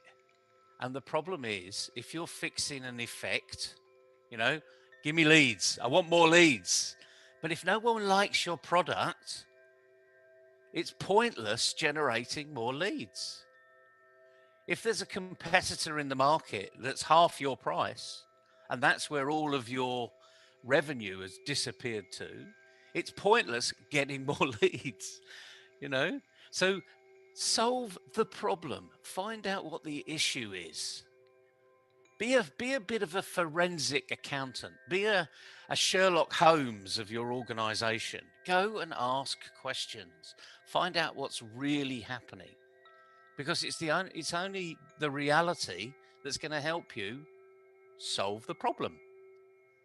So often, CK, I mean, you and I have got these conversations all the time, but so often we hear the same thing, give me leads, my revenue's down, the sales team's not performing, I need to cut costs. These are all effects of something happening. And we all know COVID has had a huge impact, not just on your product and your organization, but globally. You're not in this alone. We're all in the same problem together.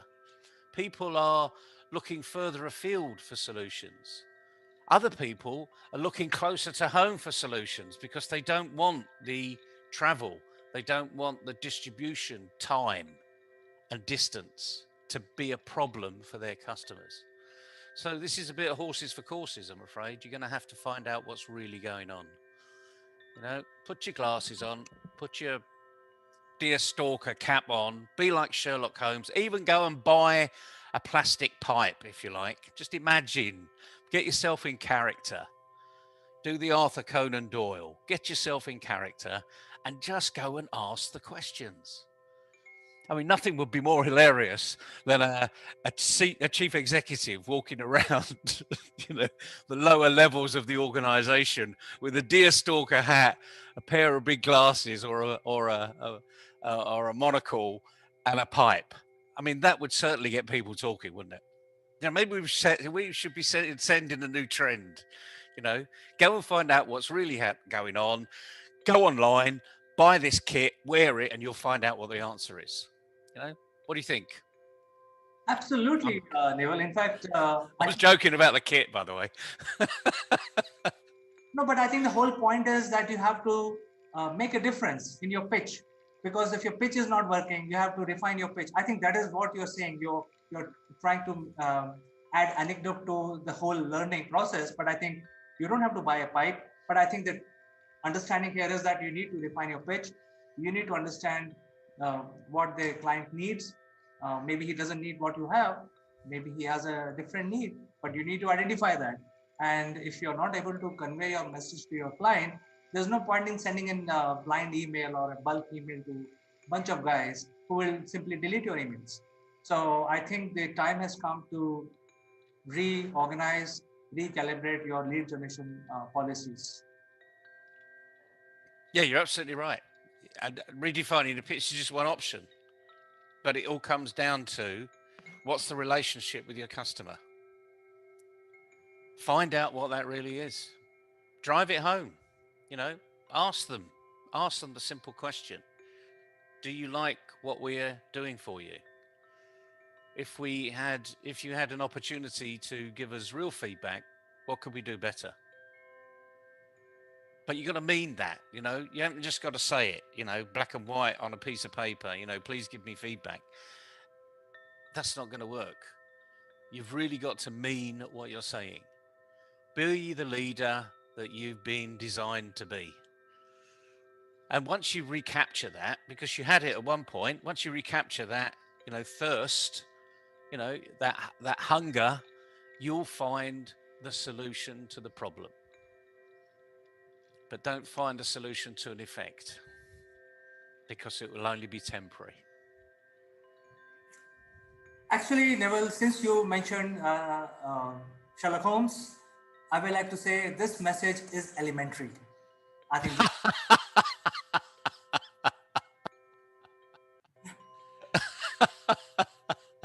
For those that are not Sherlock Holmes fans, it's elementary, my dear Watson.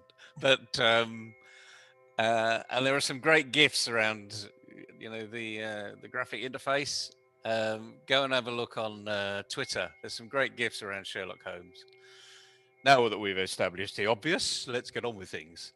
It is. We all need to be that forensic detective in our own organization. And we should encourage all of our employees, all of our staff, all entrepreneurs need to have that forensic gene inside them. Just find out what's happening. Where's it going wrong? Why is it going wrong? What can I do better? And as you notice, it's all questions, questions, questions. And if you keep asking questions, you will find the answer. I can't say any simpler, really. If you don't ask the questions, you won't know where the problem is and what solution you can give to that problem. Just because we talk about trending. So don't do what everyone else is doing. Throw it at a blanket. Just bash it out there and hope that someone is in the right mindset at the right time that's listening to what you have got to offer. Because that is just, frankly, not entrepreneurship. You know, that's shooting at the moon and missing, but hoping that a star will pick it up. Well, if you haven't noticed, the moon is a damn sight closer than any star. You're going to have to wait a long time to hit the star. So if you're going to shoot for the moon, hit it. You know, if you miss, you will get a star, but keep shooting at the moon, because you need to be focused. And that's what this is all about. Don't just throw stuff at a blanket. I think this is a very good tip that you have given to our viewers today, is about how to not become part of a rat race, but think what they can do different, and how they can reach out to their audience, how they can get the, some sort of survey done, be in front, because to be in front also there is a race, and it is requiring the mind share of the people.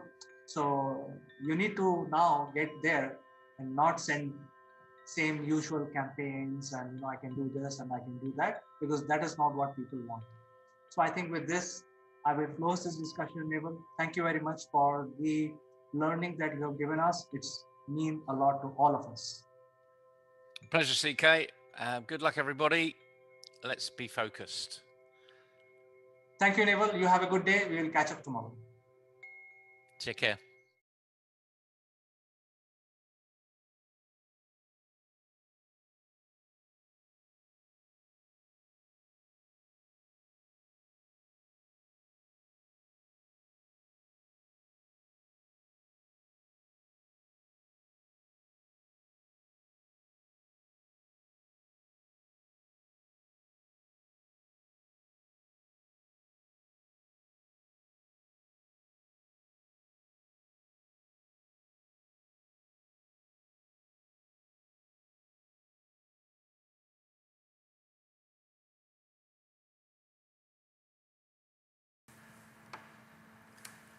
Hello, friends.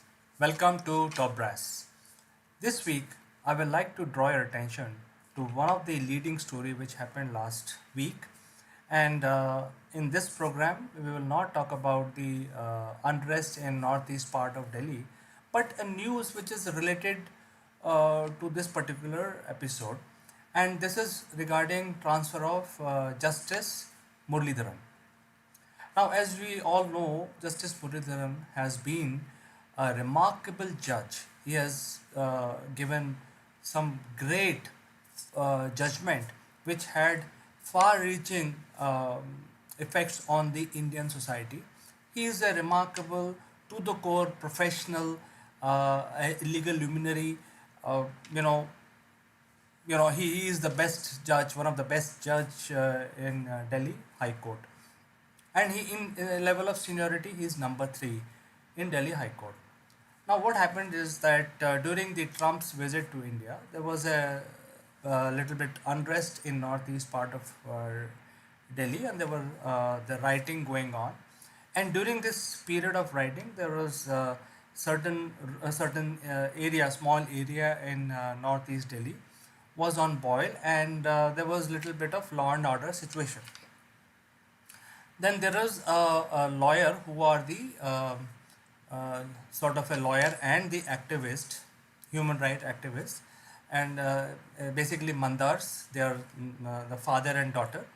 So the daughter Mandar brought out a petition in Delhi High Court, saying that the people are having a lot of problem, and the ambulances and the police and safety and so on is not reaching the people in that area on time. And this was brought out, and it's sort of an emergency. So normally judges sometimes also hear cases in their homes. So this is exactly what Justice Murlidharan did. In the middle of the night at his home, he called his another judge, his fellow brother judge, and then he gave his ruling that hey, Delhi police should provide protection, and that is 1:30 in the middle of the night. And in the morning, what happened? So the next hearing for this particular case was set up at in the afternoon, around 1 o'clock or 12:30. In the meantime, in the morning, when the judge resumed his activities, there was another petition filed by this time the Mandar, the father, who is also a well-known lawyer and also an activist, related to the same incident. So what happened is that now these cases are being sent to Justice Murlidharan's court. Now he has got two petitions filed, and then so he was going through the cases, and it was in the courtroom, and then there was a lunch break in between around 1:30, and by 2:30 the order came out that there are certain things that Delhi police is lacking, and there are certain words which were used like unprofessional and so on and so forth. But so this is what has happened, and this created a little bit of news.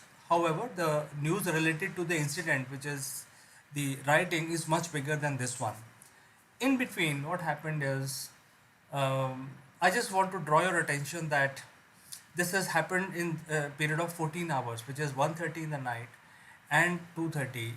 So roughly about 13 to 14 hours duration. where people have taken, they are, they have slept, they have attended to other things, and then at 2:30 he came out with a ruling which is sort of, or which looks like that the Delhi police is being put on the spot, and they had given, the judge has given the Delhi police 24 hours to give response. At the same time, Delhi police fighting the writers, and there was a huge problem at hand to solve for Delhi police. So Delhi police got in a fix. In the meanwhile, I'd like to draw your attention that this particular judge was transferred on to Chandigarh way back on February 12th. But the government of India did not notify that. And since the Delhi police is very bravely, countering the activities which are related to mayhem and rioting in east part of the Delhi, it became sort of a situation where the Delhi police is getting a lot of bad news from all over. They were losing their people, their constables and officers were under attack by the rioters, so they were solving that. They were trying to make sure that they don't start shooting or use some aggressive measures to ensure that the rioters will calm down and stop creating mayhem on the street. And at the same time, judiciary is also questioning them. So it looked like too much on their plate at that point in time, and they should have been given some time to respond. However, considering this, the government had to also keep the morale of the police high. They notified uh, the transfer in the evening. So what happens is that whatever judgment this particular judge has given with the follow-up cases stands null and void. So by notifying on the same day, government ensured that whatever Delhi police was given as a negative or sort of come back next day type of uh, judgment by Justice Muralidharan will not be heard next day. So this is exactly what has happened, and so this is a normal process. It happens. This is by the law. Whenever the judge is transferred, all the orders taken on that very day when he is transferred are null and void. So this is exactly what has happened. However, the political parties had all the opportunities to talk about it and politicize it, and which they did. They took it to very high level. It was all in the media, but it is not such a big deal because the consent of the judge were also taken before the transfer orders were given. So it was a collegium of the Supreme Court which transferred the judge. The consent was given by Justice Muralidharan, and it all happened by law. The only one minor thing is that since that judgment came on that day, on the same day, government notified the transfer to Haryana and Punjab High Court, and he has been asked to join the services in Chandigarh. That was the only thing which happened. It coincided with that, but legally there is nothing wrong in this particular event. So this is my analysis, and I personally feel that Delhi police was having too many things on their plate on that particular day when they were trying to calm the people. They were losing their officers to rioters. There were a few deaths also. I think all of us know about it. Um, and at the same time, Delhi police uh, definitely needed some time to cool things down so that they can get back to the court and give a proper response. So this is exactly what has happened, because the Chief Justice of Delhi High Court is back, and they have given them 6 weeks or something like 1.5 months time to respond. So which is sufficient time for Delhi police to prepare and give a proper response. Now there is calm.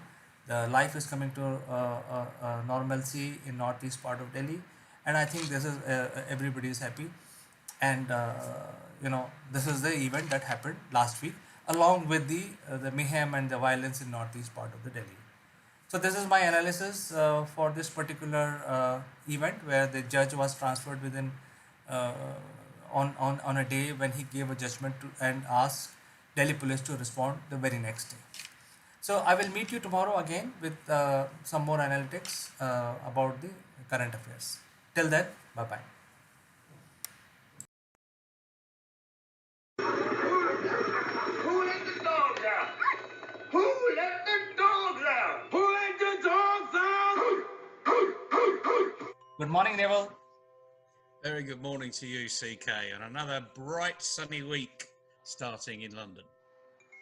It is quite hot in India as well, and we are still in lockdown. It is day 27th today. So I have a bit of information for you that some of the states have extended the lockdown in India. Earlier, the lockdown was up till May 3rd. Now, some of the states in India have today announced the lockdown will extend till May 7th. So I think some of us are going to be in lockdown for a very long time. But the good news is that so far, India as a country is conducting a lot of tests, and the fatality rate is lower than the other European countries in India. And also the number of cases, positive cases that the Indian government has announced are lesser than the European and the American numbers. So we have not yet flattened the curve, but I think we have to wait for another 6 to 7 days to really see the curve being flattened. So that is a bit of good news from my side. Well, that's excellent news, and it's something to smile about, especially as we're tripping through the alphabet. So smile. Why don't you smile? I am It's worth smiling about because it's really good news. I'm smiling. Excellent. And we're on S, so why don't we hit the word smile? Or in fact, what we're going to do is going to hit the word smiles. Okay? Because that's quite a long word. And the interesting thing is, when we're very young, we smile a lot. You look at a baby, and it's very difficult to see a baby that isn't happy, unless they're crying their eyes out, But most babies have got a smile on their face. In fact, if you look around the web currently and you look for GIFs of babies, they're all smiling. Whereas the adults don't smile a great deal. But let me ask you a little quiz. What's the longest word in the world? I've heard this word. It's quite difficult. I don't really remember, but I think it goes into 2 to 3 sentences. I think that's one word. That's the longest word that I know of. I'm sorry, Well, I don't know the answer. No. Someone said to me, supercalifragilisticexpialidocious. Are you sure this is a long word? And it begins with S, amazingly enough. But very simply, the longest word in the world is smiles. Because between the S at the beginning and the S at the end, there's a mile in between. Right. Yeah, that brought a small smile on your face. Right. But it could. Joking aside, we don't smile enough. But let's do something. Really simple here. And you're my guinea pig of the day. You haven't even got a choice whether to volunteer or not. You are the volunteer. What I'd like you to do is to look up up to the ceiling. Get a firm look on the ceiling, and I want you to have a big smile on your face. That's it. So, big smile on your face, and big beaming smile. You've got to look up at the ceiling, and a big smile on your face. And what I'd like you to think of is something negative without losing the smile. Now, the thing about that is, it's not easy, is it? I can't do that because I am thinking about smiling right now.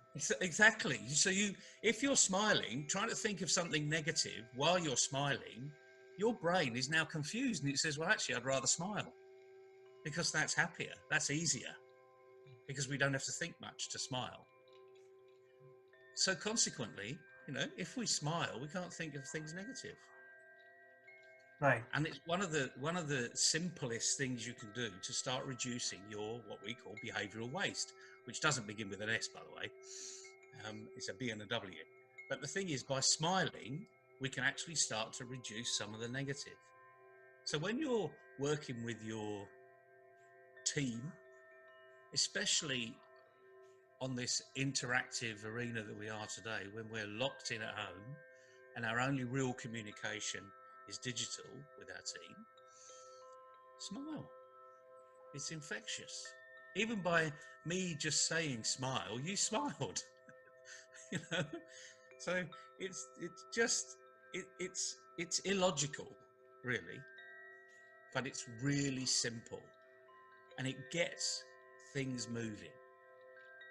And if you've noticed when you're walking down the street, I mean, we notice all the time when we're walking around, people that don't normally talk to each other, if you smile over and say, good morning, they're forced to smile back. It's an automatic reaction. It's very difficult not to smile at someone that's smiling. So, Neville, I think what you're trying to tell us is that always be happy, and that is infectious. I'll share some experience with you right now. So, when I was in US, people always say, "How are you?" Right? But they don't ever smile. It's like it's a very stern, very, very stubborn kind of expression. If you meet somebody, "How are you?" without smiling, right? So I think that's and they are not waiting to hear your answer. They will simply say, "It's like a custom. How are you?" and they walk away. So I think I think another thing we need to learn from what you're saying is that we need to be always happy within ourselves and smile always, all the time. It's a simple thing, and as you say, there's lots of automatic reactions and automatic sayings. So I would regularly, when I had a proper job back in the 80s and 90s, I would go into an office on a daily basis, and I'd walk through, and if typically I was first in the office, so I didn't have to say hello to anybody apart from the cleaner that was leaving. But I would say hello, good morning, how are you? And the cleaner would smile back, But when the team came in, and I would wander out and just say, hello, how are you? How's your weekend? And have a smile. It's infectious. People will respond to it. So although we're under lockdown and the majority of the time you're just looking at a screen, smile, because that comes from within. And the more you do it, it's not just an issue of being happy. It's being content, and if you're content, then you're relaxed. And the more relaxed you are, the faster you can think about things. And all of these things they're almost syndicated together. So if I'm relaxed, I'm actually incredibly productive. If I'm under stress, not stress that I'm enjoying, because there is an enjoyable amount of stress. That's another letter S, by the way. Not one that I would recommend. But for some reason, a lot of students like to put themselves under stress because they hand in their assignments at the very last minute, for whatever reason. But some people work that way. But if you smile your way through it, then life is a lot easier. This isn't difficult. It's not rocket science, and it's very simple. And you think, well, it can't be as simple as that. The answer is, that's another S, simple. There was a phrase, I don't know if you recall this phrase, keep it simple, KISS. Yeah. And some people would keep it simple, stupid might be on the end, depending upon where you were in the world. Because it didn't mean stupid. It meant keep it simple, stupid, because if you make it complicated, you're going to be stupid because people won't understand it. Right. So I think the learning for today is keep it simple and keep smiling. That will make the life very easy for all of us. We will be more productive. We will not be able to. We will not be, complicated for others to understand, and we will not be complicated ourselves for us to be more stressed. So I think these are certain learnings for us for today, Neville. Yeah, absolutely. And if you start simple, the day will just fly by. So when you're talking to your team today, smile. Certainly, I will do that. And we'll be back tomorrow with a tea. Yes, I wonder what that tea is. Well, it won't be tea. Anyway, enjoy your day, CK, and smile, everybody, because life's beautiful. Certainly, and thank you so much, Neville. Be safe, be positive. We'll catch up tomorrow again. High five. High five.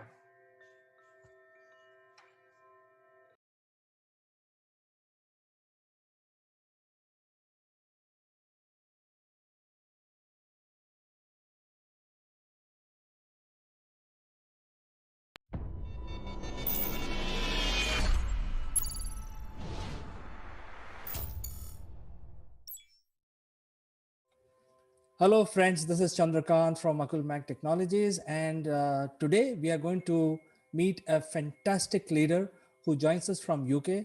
His name is Mike Bradley, and he is the Group Strategy Officer of RHF Group and Scale Up Arena. So, without further ado, let's meet Mr. Mike Bradley. Hello, Chandra. So, welcome to the Likeable Leaders, Mike, and our audience would like to know more about you. You are an accomplished leader with more than 2 decades of work experience. You've had many successes, many experiences along the way. So, why don't you share your story, how you became Mike Bradley, the Chief or a Group Strategy Officer or RHF at Scale Up Arena, as we see you today?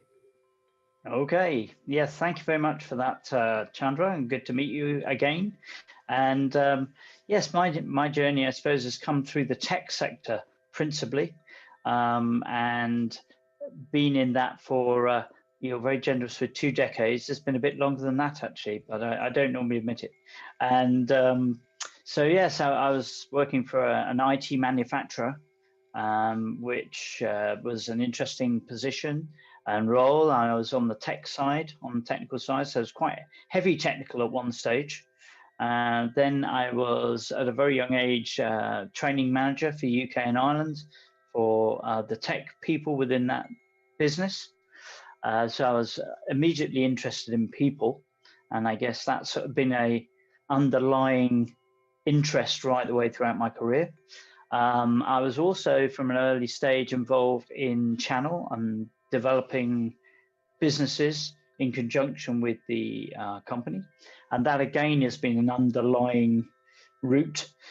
So through the course of time, I've been in running businesses for IT distribution companies, been in sales, of course, always wanting and looking forward to getting into general management. I like the intellectual challenge. I love an intellectual challenge, variety, adventure, international work, working with people around the globe. So yes, strategic and corporate development. So it naturally came to where we are now. Always been interested in people around the world, the international scene. Also always interested in current affairs, what makes people tick, and working with people.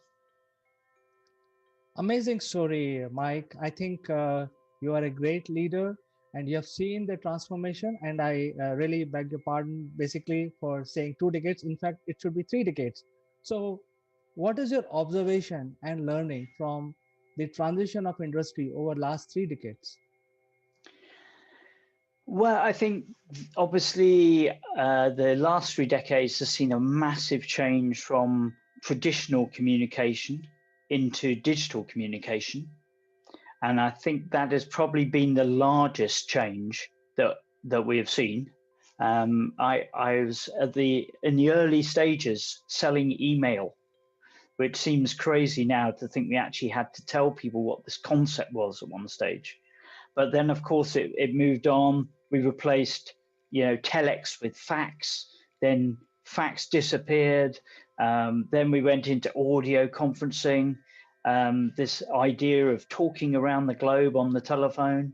Then we went into web sharing, and things like WebEx came on the scene, and the products that will enable us to communicate in real time across the globe, internally in organizations and then externally. And then there's things like digital exhibitions, webinars. Here we are talking across the globe online. That I think has been the biggest change. And for me, there's a tremendous amount of potential in communication. The more we communicate, there's always a downside, but the majority of us, we can gain so much by talking, interacting, supporting each other on a global basis. And that's been a massive positive change for the whole world. So I see the Scale Up Arena behind you, the logo and the name of your company. So at this point, let's learn a little bit about what is Scale Up Arena, what type of activities your company is doing, and what is your spread. Okay, well, Scale Up Arena is there to support growing companies that are seeking growth. And there's two classifications we're all familiar with. There's startups and there's scale-ups. Okay, so you've got the early stage, the ideas, then you've got a startup. And the startup is traditionally the person that goes to the bank, says, I'm starting a new business. They spend 2 hours having a chat with the bank manager, telling them all about what they're going to do. The bank manager says, sign this piece of paper, and then says, I'll send you a debit card in the post and come and talk to me in 2 years when you've got some money. And that's the startup we're all familiar with. Then there's the scale-ups, which has become more popular as a term, which is very rapid growth companies that are 3 years of 20% year-on-year growth with 10 people at the start of that counting period. Now, if you think about it, between startup and scale-up, there's probably a minimum of 3 years, possibly 4 or 5. And I term those emerge-ups. That gap is emerging companies. They're not startups, they're faster than that. They started to get traction. But the challenge is there's a big gap with nobody addressing and supporting that marketplace. So I put together Scale Up Arena as the first ecosystem, community, online digital community, online ecosystem, as a way for those emerge-up companies to reach that scaling place and scale ups, hopefully, where they can basically get the 5 pillars of growth, which historically have been silo-ized and people have categorized them. So all these companies need resources, they need funding, finance, they need partnering, M&A and joint ventures, which is of course my background, so I'm passionate about that. And part of the growth story, you can't have a growing company without having partnering and channels to market. Then the third area is you need to be able to showcase that product or that shop window, which is the sort of third pillar of Scale Up Arena, a place where you can put an elevator pitch, a multimedia pitch that enables the company to be seen and found rather than going into this needle in the haystack approach on Google. And then fourthly, there's the importance of things like tutoring, training, learning and development. We never stop learning. It's a lifelong journey, as you know. But in order to optimize opportunities, you need to be able to keep up to date, particularly in the tech space, where you've got products obsoleting every 6 months. So you've got to keep learning. And so within that pillar, we have things like multicast like this, podcasts, people that sharing their expertise, knowledge to support. And then finally, there's expert advisory or micro consulting, Micron as I call it, which enables those growing companies who need the skills of a multinational. They need a marketeer, they need a finance officer, they need a strategy officer, they need corporate support, tax incentives, but they actually maybe can't afford to have those people full time when they're emerging, but they could actually have them on a gig economy basis, a part-time basis, an iteration for a particular project, for a particular intervention, maybe weekly as opposed to every day. So those are the 5 pillars that Scale Up Arena provides on a global basis. You asked about scope. We have online meetings where we have people from around the world. We've got people from China, India, Africa, UK, America, though they don't join our virtual meetings because it tends to be in the morning and they're still sleeping. But we have interactions with those people around the globe, again, supporting that whole area that is vital for growth, which is the ability to, what I call it, connect, communicate, collaborate, cooperate, and then to close, because that's what it's all about. So what it takes for the emerging companies to leverage the platform is basically a sign up or something else?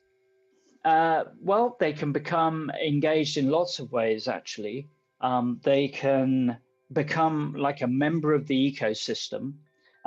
Scale Up Arena is a general one. We've just launched one called Insure Scale Up for the insurance space.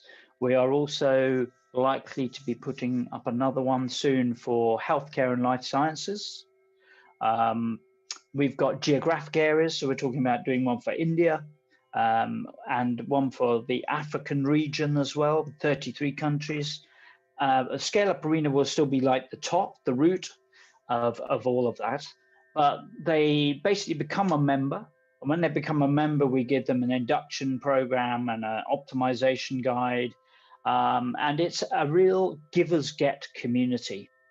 So, you know, like everything in life, you've got to, what you put into it is what you'll get payback on. And so it's all about collaborating and communicating together. Referring is a key part of it. We all know if we're trying to sell or buy something, a referral is worth a ton of advertising. So we encourage referrals right across the ecosystem. We encourage the members to have a listing for their company in the showcase, a expertise listing in the micro consulting expert area, and then also a vital, I think, is not just to provide information for learning and development and tutoring and training, but to actually use that as a soft sell, because a lot of us don't know what we don't know. So I recommend that they come up with an online briefing about their subject matter, because they're solving a problem. It's not that we have to sell, it's that people need to recognize they have a need. So we recommend they put up a briefing or a webinar. Maybe it's chargeable in some cases or free of charge, to say about their particular area, why it's so vital. And I think that's a real soft sell. So that's how they get engaged.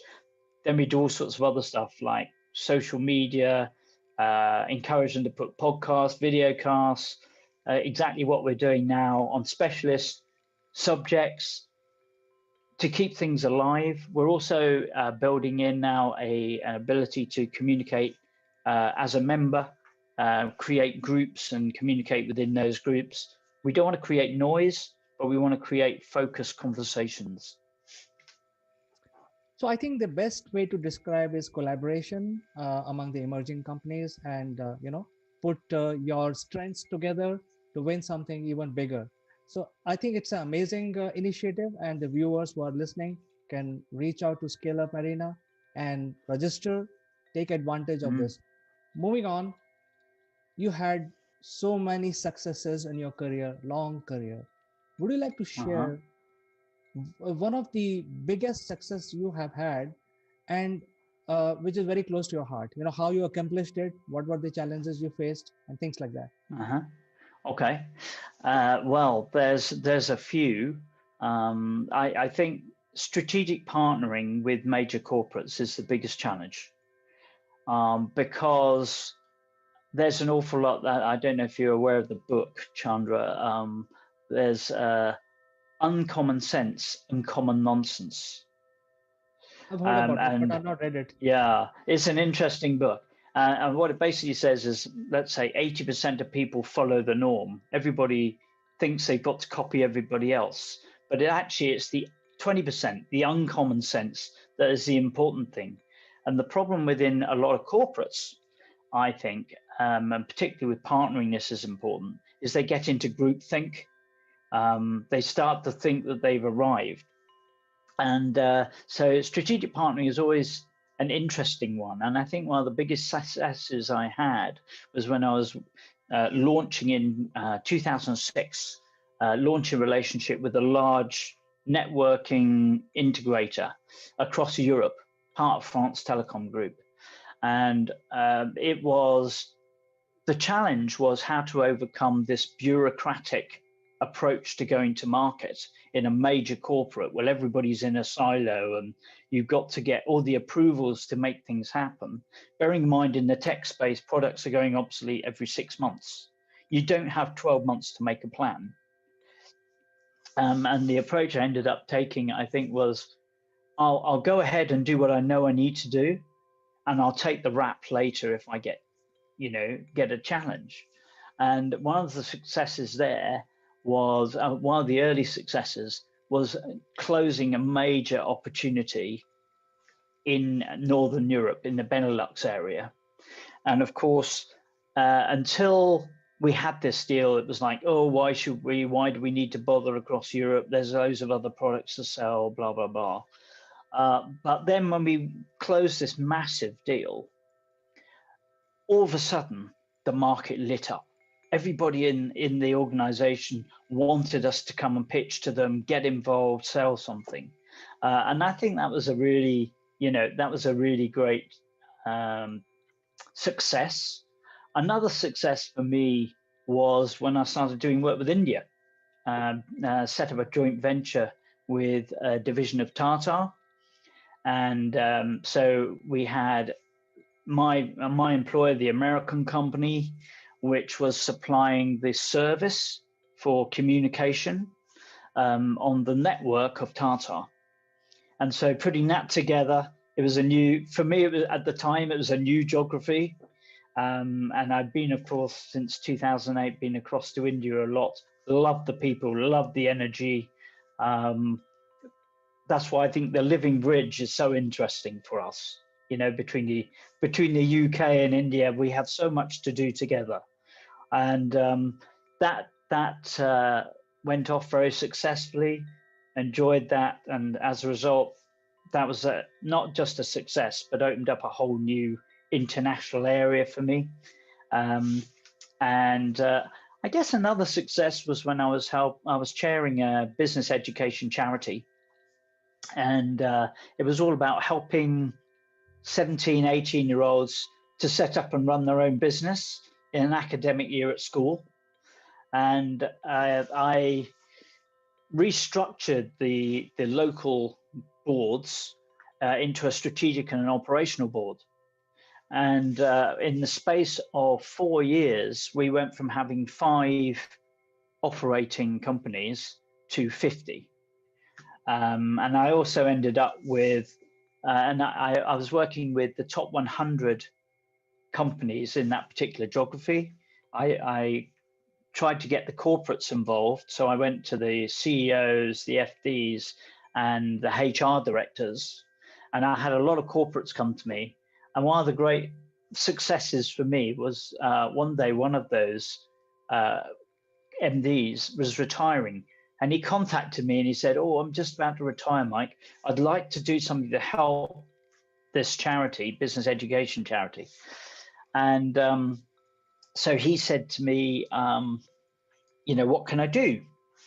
And he worked for, I won't mention the brand, but he worked for a company where at a particular time of year, he was asked to get tickets for Wimbledon tennis championships.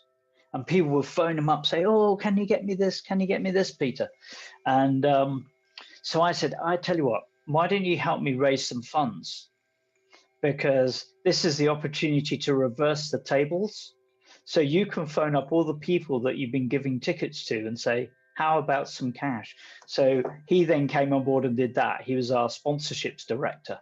And so, yeah, that was another big success. It's so great to learn from leaders like yourself, and I feel that I'm truly blessed that I have this job, and I learn a lot from leaders like you. You are truly a global leader. You have so much experience and spread.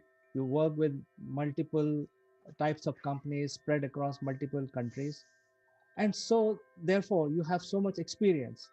So from your experience, would you like to share where the industry is going in this decade, considering that your clientele and your partners are spread across the world? Well, I think in the whole world is going digital, and even in traditional technology, digital is now playing a part. Um, I had a brief spell of running a hydraulics company, and at the time, the CEO of the hydraulics company prided himself. This was only 15 years ago. Prided himself on not using email. And a bit like the retail stores who haven't adopted online strategies, what's happening is those companies that are traditional who do not adopt a digital strategy for going to market, for marketing, for growing, are going to struggle. So I think that's one of the big changes that's coming. And thankfully, I've always been at the leading edge of communication, always been in digital. And that's partly where Scale Up Arena is coming from. We're also putting together, rebirthing actually, for SME IT opportunity, which is to help the 80% of companies who reside on the industrial estates of the world who don't touch tech, to optimize that in an efficient and effective way. I think that's the second, so the first one is digital is going everywhere. Second one is traditional technology is going to have to adopt digital. And the third one is, of course, everything is going much faster. If you don't optimize your opportunities in 3 years within the tech market, you deliver or die. So the pace of change is much quicker, and we can only optimize the opportunities if we use partnering approaches, joint ventures, M&A, and smarter routes to market. So that's, I think those are the major changes. And I think while going through your website, I learned about the investor help also you're giving to the emerging companies. Would you like to talk about that? How the investor community is going to shape up our future? Yeah, well, I think obviously, again, taking all the other things into perspective, what happens is that typically a company forms around a technology or a product. And somebody will think, oh, I've got just a solution. I've seen this problem and I can create a product for it. And one of the most important things is to realize that actually it's great having a product, but you've got to find a market. And you've got to address the needs of that market by solving a problem. And that, I think, is probably the area that investors are looking for most, is how do they offset their risk? They're putting their money in, but their risk is reduced massively if they can see traction and go to market. There's every day we see great ideas coming in through the different ecosystems. The only snag is a lot of them say, oh, we're pre-revenue, but we want $500,000. Well, if it was your own money, how would you feel about it? And so I think when companies are approaching investors, they have to think, if this was my money, would I want to invest it? And so the key to that is have a good exec summary. They don't want War and Peace. They don't want 100 pages. They don't have time for 100 pages. What they want to know is that the money's safe. They got a good team. They've got a good proposition. They started to maybe get some traction. Don't start with trying to boil the ocean. if you can't get your local easy connected people to join, how the heck are you going to board the ocean? So you've got to prove the model in a small way, and then you'll develop. That's what I see happening. And of course, access to funding through global platforms like Scale Up Arena is going to become easier, but the basics are still the same. People are putting their money on to a proposition, and they want to know that they're going to, at least it's going to be safe, and ideally it's going to grow at a sensible rate. Do you also see growth in more events around the crowdsourcing?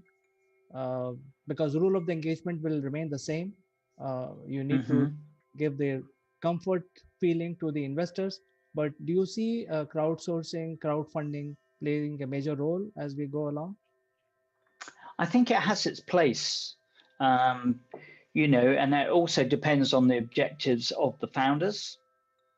You know, there's certainly, if you can build up a tribe, as it were, if you can build up a follower base, warm prospects, customers, they are potentially the ones that you can go for.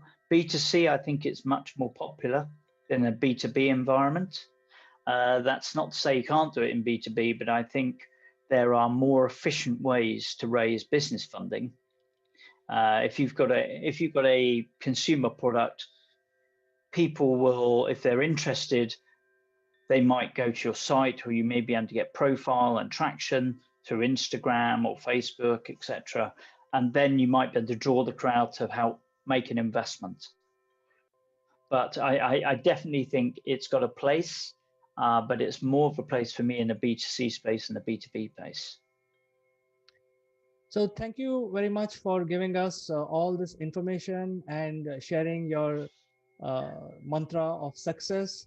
What is your last message to the budding entrepreneurs who are watching this video? I think there are three things. One is never give up. Okay, just don't be put off by the naysayers, because there'll always be people who say you can't do it. But you have to have a degree of pragmatism. There might be a time when you have to say we're going to stop. But I think it was in a film where it said, if things aren't yet all right, it's not yet the end. Yeah.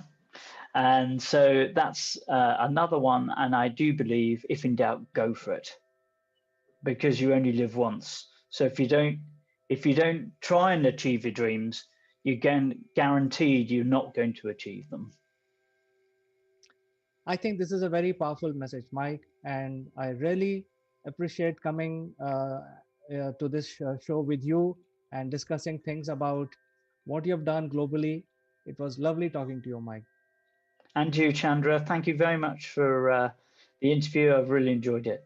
And have a great day. Thank you. Bye-bye.